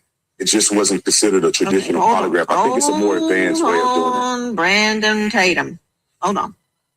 In a nutshell, So she moved on to another person. And so she didn't, I ended up responding, which Don Lemon didn't have on this thing, obviously. But he did mention it. I give him the credit. He did mention that I responded and clarified. Let me tell you why this is really a nothing burger. Because a polygraph test, voice stress analysis are different, but neither one of them are verifiable enough to be presented in court. Most voice stress analysis tests are conducted on police departments all the time. It's like almost a new modern way to do it because polygraph is somewhat antiquated to a certain degree. And so it's less intrusive to have a voice stress analysis. None of that stuff matters in court. None of that stuff is verifiable in the court of law beyond a reasonable doubt in order to use that to say somebody's telling the truth or not. This is just a minor variable for two reasons why they would do that on a police department. One is that when they tell a suspect or a person they're interviewing that we're going to test you to prove if you're lying or not, a lot of times people come clean because they are thinking in their mind that thing will 100% tell if I'm lying or not. So they come clean. Also, there are indicators that may suggest that the person is not being as truthful as they should. The indicator will cause a detective or an investigator to pose more questions or go back and re-interview them because they feel like they have enough reasonable suspicion to believe that the person isn't being truthful. This is not a court certified. Nobody's arguing in court whether you passed or failed a polygraph. A polygraph test is not 100%. And this is why it don't go well in court. They'll say, did this person do a polygraph test or a voice stress analysis? They'll say yes. Is it impossible that a person can cheat this system? Yes. Is it 100% factual that if they pass, they're telling the truth? No. End of the story. The juror's gonna say this means nothing. So I understand the question, and I shout out to her because she's reasonable enough to push back, and I gave her an explanation on it. So, but Don Lemon have no idea what he's talking about. So she got him. Wrote a clip. He didn't answer the question that was asked. Now, I always, in all the interviews, and it would just guile people, I would just make them answer the question I asked because people would often pivot, especially politicians, especially people with an agenda. They often pivot. And I'd say that was a great answer to the question, but that wasn't the question I asked. Can you please answer the question I asked? And the question was, did they take and pass a polygraph test? Did they take and pass a polygraph test? He didn't answer it. Later, Tatum said that he meant a voice stress analysis. Are we listening to the same clip? She asked me, no, Brandon. Did they take a polygraph test? And I told her, I said, well, I think this is semantics because both of these tests are reasonably evaluated the same on whether or not a person is lying. So I said, I think it's semantics. No, they did not take a polygraph. They took an equivalent of a polygraph. How is that not an answer to a question? If somebody said, did a person run a marathon? And I say, well, if the objective is to say, did a person run 26 miles? And you go, well, yeah, we're talking about did a person run 26 miles or not? Was it called a marathon or was it called a fun run or whatever you want to call it? It's semantics. Whether they did a polygraph test or they did a voice stress analysis, it's still a determining factor that law enforcement uses to determine, in part, whether a person could be truthful or not in their statements. So the ultimate question is, were they evaluated on truthfulness of what they said on a certified system that is utilized by law enforcement? The answer is yes. Is it a polygraph or a voice stress analysis is the difference. And it's the same. Did he run an official marathon through the official marathon organization, or did they run 26 miles with an equivalent running organization? And that's why I said, well, no, they didn't run the marathon, but they ran 26 miles.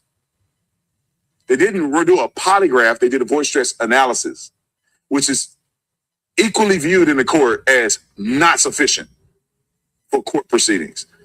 Let him finish. Nancy Grace asked. And those are not the same thing. In a case where every word matters, precision matters. Now, look, I can't tell you exactly what Brandon Tatum's motivations are here, and I'm not going to pretend that I do know them. I have some ideas, but I do know this, and I want you to hear me very clearly here. If your goal is to help these teenagers, this strategy is not working. This ain't it. This ain't it. If you're trying, you think you're trying, maybe you genuinely think you're trying to help them while you're enriching yourself. Ooh. In my opinion, it is making. I think this is, I'm going to get to another clip. I got to get to D.L. Hughley. Don Lemon, listen to me clearly. And everybody that's watching this, shut your mouth about somebody enriching themselves. There's no enrichment in this. I'm taking a lot of blowback over this. And my family got to watch people lie on me on the internet all the time, every single day, and say I hate black people. There's no enriching. I'm already successful. What are you talking about? But you better shut up. Because we were at the Google Summit in a private meeting, and don't you say nothing about enriching nothing. I'll blast you. Don't make me. Don't make me. Look at your, somebody put it back on the screen. Look at what his thing said at the bottom. His whole platform, look at what he said at the bottom. I'm not running that on my show the whole time. Trying to encourage you to. All right. You know what you said at that meeting, right? Okay. All right. Let's go to the next clip. Lead the investigation to the professionals. Oh, no. Play this. Play this. Go back just 2 seconds. Lead the investigation to the professionals, to the investigators. Brandon Tatum is not an investigator. He's not even a cop anymore. I'm not even sure how long he was a cop. I don't know. I was listening to my friend D.L. Hughley. He said that he was a failed cop. I don't know. I didn't know Brandon Tatum. I met him and heard about him for the first time at a YouTube conference a couple months ago. I had no idea. Don't care. Not interested. Don't watch. Because his motives are too obvious. All right. And he said, leave it to the investigators. They are investigating. I did nothing but interview for public consumption. They have already talked to these boys. Warren and them have already said everything they said on the interview to the police already. Y'all Negroes don't want to see the truth. Y'all don't want what they said to be true. They already told the police. Their lawyers were in the interview. Or at least Warren, because Tracy didn't have a lawyer. The lawyers sit in the interview. They already doing their job. Y'all don't want to wait for them to do their job. So you accuse them, and I had to give them a voice. I'm giving Nolan a voice. Through them. Because his parents are not doing a good job at giving Nolan a voice. They're making it about race. The fair thing to do with Nolan is Nolan didn't think these boys were racist, did he? Nolan wasn't concerned about them harming him, was he? Nolan decided to spend the night at their house. Nolan went out on the boat with them for the second year in a row at Horn Island. Nolan considered them friends. All these pictures that Nolan is in got these white boys on it. Why can't Nolan give a voice to the people who liked and knew him and were his friends? Y'all don't want Nolan to have a voice. Y'all want Benjamin Crump to have a voice. All of these kids are saying the same thing, but the parents are saying something different. Oh, we don't know these kids. They got photos of them at prom and everything. Look at the picture that they're framing. Put it up there. This is our next topic. Where are the black kids at? Y'all have The only pictures that I see with Nolan is with these white kids. He got a few with a few black kids, but the majority of his pictures are with these boys. Just because you don't pay attention to your kids enough to know all of their friends, you think these boys just lying? Like, for instance, if they had no pictures with Nolan, like all the pictures I've seen and they had all over the internet, prom, everything, they had no pictures with Nolan, and they were like, we're best friends with Nolan, I'd say, I don't know about that, bro. That don't sound a match. But all the boys I talked to said they're great friends with Nolan. Tristan, who wasn't even on the boat, he came on a boat with his uncle and left because he got into a fight with somebody. Even Tristan said, we're all friends, and we're all friends with Nolan. We hang out with him all the time. He showed me pictures of him and Nolan, I think at prom or something. I'm like, they don't seem to be lying. Why is the family acting like these weren't his friends? Anyway, let me get to let's go to Verdict real quick. If you guys are looking for a good quality bourbon, and it's ironically enough, the name is Verdict. But if you're looking for good bourbon, great quality bourbon, and you're a bourbon drinker, you got to be 21 and over, be responsible. This is the best bourbon I've ever tasted. If you're entry level, I call it the you'll be, what do they call it? Gateway into enjoying bourbon like bourbon lovers do. Go with the Not Guilty. It has brown sugar in it, with the same mesh bill, meaning the same base, just with a little bit of brown sugar. So Guilty is straight bourbon, 6-year age, smoothest bourbon you're gonna have, great flavor, great taste, 90 proof. And then the Not Guilty has brown sugar in it. So if you're interested in bourbon and that's your thing, go to verdictbourbon.com, verdictbourbon.com. All right, let's get to the next story. This is Cuomo. Now, put this in perspective, ladies and gentlemen.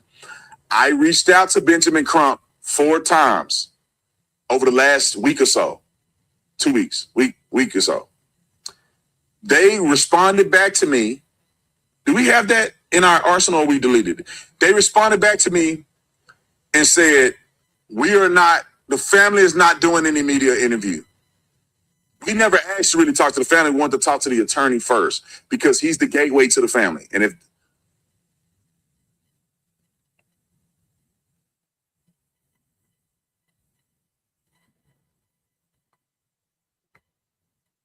okay, perfect. All right. My producer just said there may be a possibility where TMZ will have me on an interview with Benjamin Crump, which will be spicy. And you know, it's gonna be controversial. I just know it's no way in the world that I'm not gonna say, why are you going straight to race on this thing? Why didn't you talk to these boys? Why didn't you talk to their attorneys? Why didn't you interview them? Why did your office not interview with me? We didn't have to do it. We didn't have to do it publicly.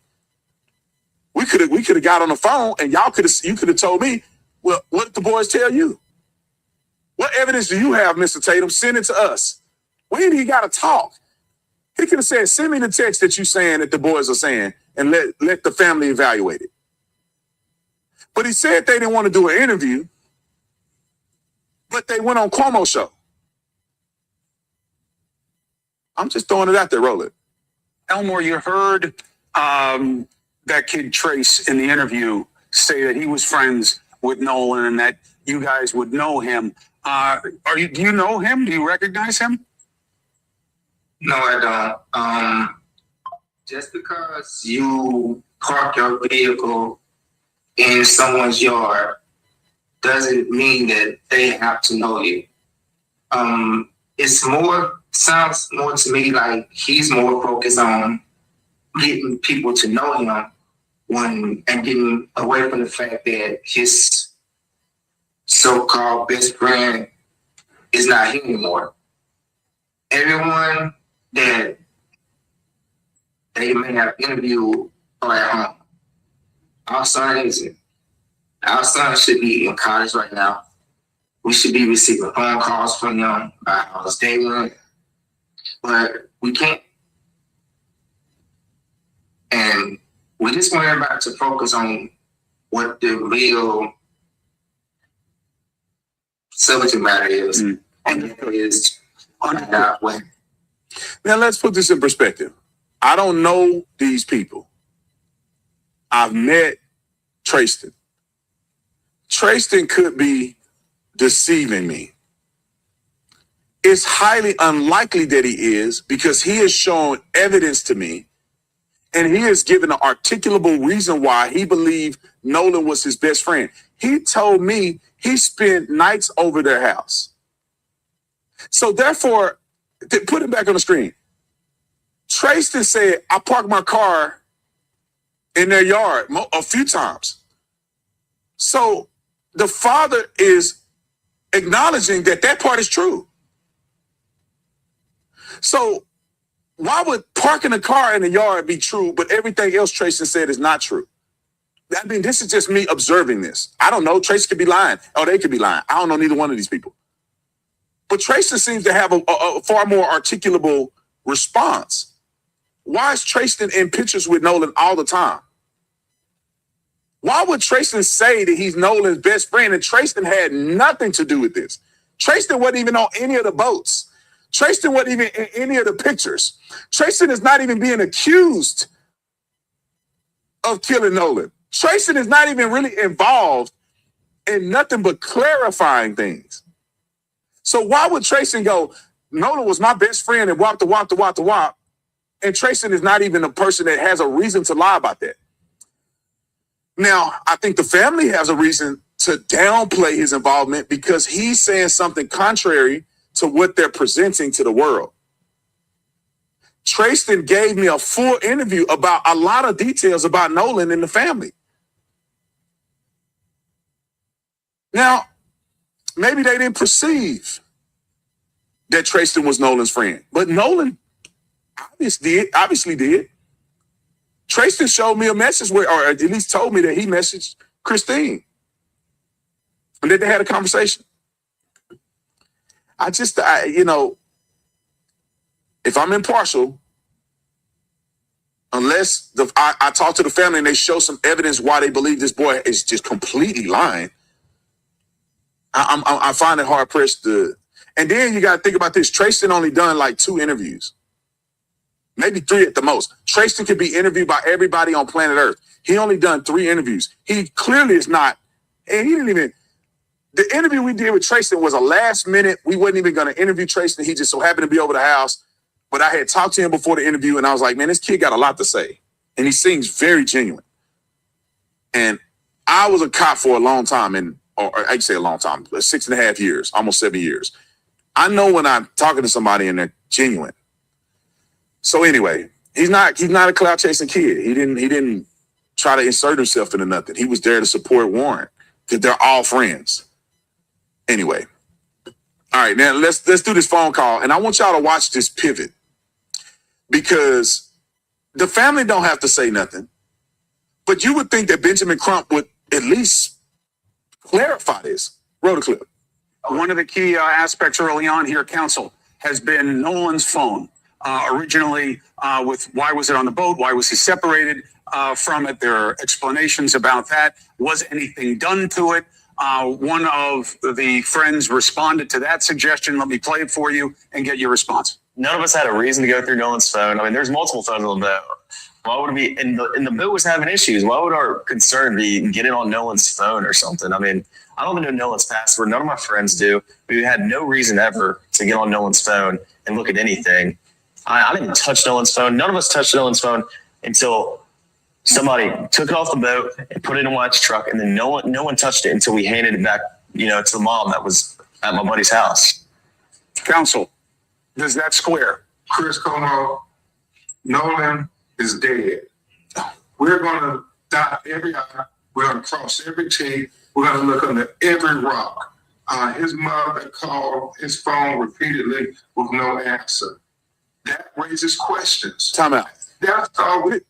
Y'all always making me out to be the bad guy, but these people are doing it. Nolan's mom says she called his phone multiple times with no answer.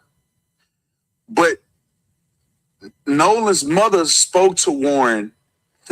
Nobody knew that Warren Nolan was missing. No one called the Coast Guard. No one called his mom except Warren. The first sign that Nolan could have been in distress or missing or he didn't show up like he's supposed to, like they thought he was the night that Warren called Miss Christine. And she hung up the phone on the first time because she had no idea who he was. She was asleep. He calls her back. They talk on the phone. He asks for permission to call the Coast Guard. Like, how is it that Nolan is totally fine in his mother's mind? She gets woken up by Warren saying, hey, do you know where Nolan at? He ain't come back have you heard from him? And you telling me that you're talking to Warren on the phone. You guys talked for like 5 minutes, I think. So there was conversation going on. I saw the call log. And then you're telling me I repeatedly called Nolan's phone and didn't get an answer. You could just call Warren back. Do you know what Nolan was at your house, Warren? Nolan's keys at your friend's house, whatever. He spent the night with you guys. He went to the lake with you guys. Hey, where's his phone at? I'm calling him. Do you know it? So you're telling me that she talks to this boy. He says, Miss Christine, whatever conversation they had, which they never talk about this conversation. Why? I don't know. He's missing. I'm going to call the Coast Guard. After she talks to Warren, she calls the police. So you're telling me that from that point, you go straight into investigation mode instead of talking to the people that tried to contact you. And then Warren and them went out the next day looking for Nolan's body. Or not looking for his body, looking for him, period. Because they hadn't seen him. So they go, we're going to go back in and see if he's still out here or something happened to him. We're going to look for him. Like, I will never understand. I will never understand. Let's good play. We want to get to his answers. If this was your child, Chris Como, wouldn't you want to ask every question possible for everybody who was on Horn Island to say, did you see what happened to Nolan? What happened? Where was he at? And that's all they're asking, and people are attacking them for trying to get answers. Can you imagine that? She's getting attacked at her job. She's getting bad job reviews. She had never gotten any in her entire career. And now, since she's been going on TV saying, I want to get answers for my son, she's been attacked by sick individuals trying to, I guess, in some way discourage them from continuing to say his name and say that we won't let it be swept under the rug. Now, think about this. This is a logical mind like me. I go, well, let me not pick a side on this. She said they want to talk to everybody involved that know what happened to Nolan. But you don't talk to none of the friends who you guys think that saw Nolan alive last. I don't understand. Warren's mom texted her. You might not like the lady, but her son is the last one that's seen Nolan alive. You're not going to talk to her? You're not going to say, put your son on the phone. Come over to the crib. We need to talk. You saw my son last. I don't have time to wait on detectives. What did you see? What did you tell them? Where was my son? I need the breakdown. What do you mean you had his phone? Why did he not get his phone? Warren? Well, oh, he left his phone on the boat? Okay, because this? Okay. Where did you see him at? I saw him with a girl. What girl? What's her name? What's her social media handle? I'm calling her. You got her number? I want to see the text. Who else was there? Bert, what's his name? Bart? Warren, Wyatt?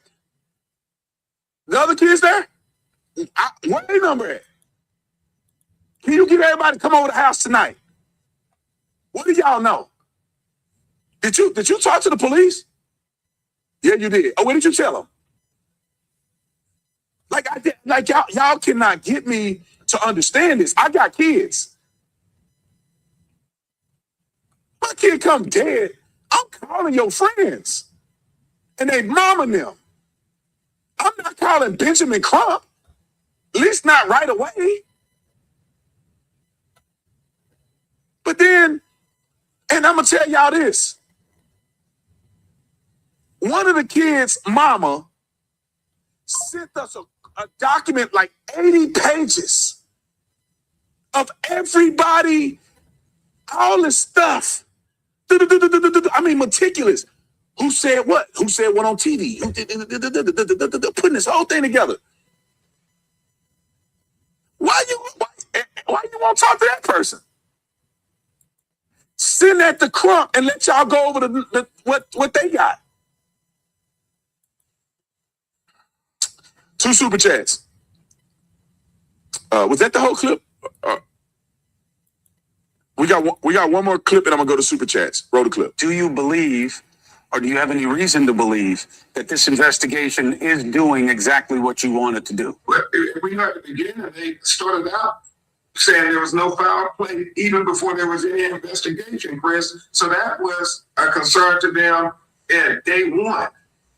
That was the trigger for why we felt we had to go this route, because it wasn't even hours after they had found his body where I'm watching on the news that the sheriff is saying likely an accidental drowning. We do not feel there's any foul play, but yet stories are not lining up. And so from there, that's why we're here now. We just want the truth. All right. I think said enough. Y'all gotta understand how this actually played out in real life. The Coast Guard is involved. A search team is involved. Night and day looking for Nolan. After his friend is the one that took the initiative to alert authorities and alert his mom. We haven't seen Nolan. We're concerned. His body washes up. Investigators get his body and they take it to the OME. Then they brief the chief. There's no signs of foul play at this moment. That's not a lie. The autopsy comes out. The secondary autopsy comes out. What was the determination of the secondary autopsy thus far? Undetermined. What do you want them to do? You want them to make something up? Y'all went and got your own black attorney, a black forensic pathologist, and he said, at this point, pending investigation, it's undetermined. The only indication that he had, and he was doing the most thorough job he could possibly do, is say there was redness underneath the skin and the soft tissue. No lacerations, no obvious signs of blunt force trauma on the back of the head, the side of the head, the face, the stomach, the arms, the neck. He did not indicate there was anything that was obviously signs of foul play. The neck, the internal workings of the neck did not come with the body. Every person who is a chief medical examiner has said on TV and has said to me that that's not abnormal for them to hold the trachea and this part back because they want to do as thorough of an investigation as they can. How is that not going the way you think it should go? They interviewed 60 people. They're presenting this to a grand jury.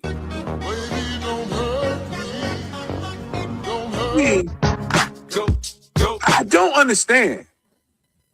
But I'm okay with you saying, if this was my son, I want authorities to do their job, but I'm gonna make sure they do their job. I don't need to go to the public and do a GoFundMe and raise money before I ever see what they're doing. And I don't need to be public to hire a private investigator, somebody that's going to hold them accountable. That doesn't need to be public. Unless you make the story big. All right, I'm going to shut up. I got to go. You guys understand how crazy this is, that the boys are being accused of murder. They hire criminal attorneys, and people are shocked that they hired attorneys. But you don't think it's odd that a family is looking for criminal justice and they hire a civil attorney? And then they didn't just hire a local attorney. They hired a celebrity attorney that focuses on a wrongful death for Black people. Therefore, you're projecting that this got to be a race thing in the first place. Only because they're white and he's Black, it's got to be about race. And the problem is, you guys are going to overlook evidence because you want it to be these kids when it could be someone else. It could be someone else on the island that Nolan didn't know. But y'all focus on them, and you could be looking everywhere. All right, super chat. 2 super chats. Thomas, thanks so much for super chat. Appreciate all that you do and for spitting the truth daily without bias. Keep doing your thing. Appreciate it. Sonny, thank you for your service and all that you do. We, the people, need you. You should be our president. I'd tear it up if I was the president. I'd tear it up. I'll be like Trump and Obama together. Everybody like how charismatic and authentic Obama appeared to be, and they love how straightforward Donald Trump is. Come on, put me in there, y'all. Put me in. I'm going to run.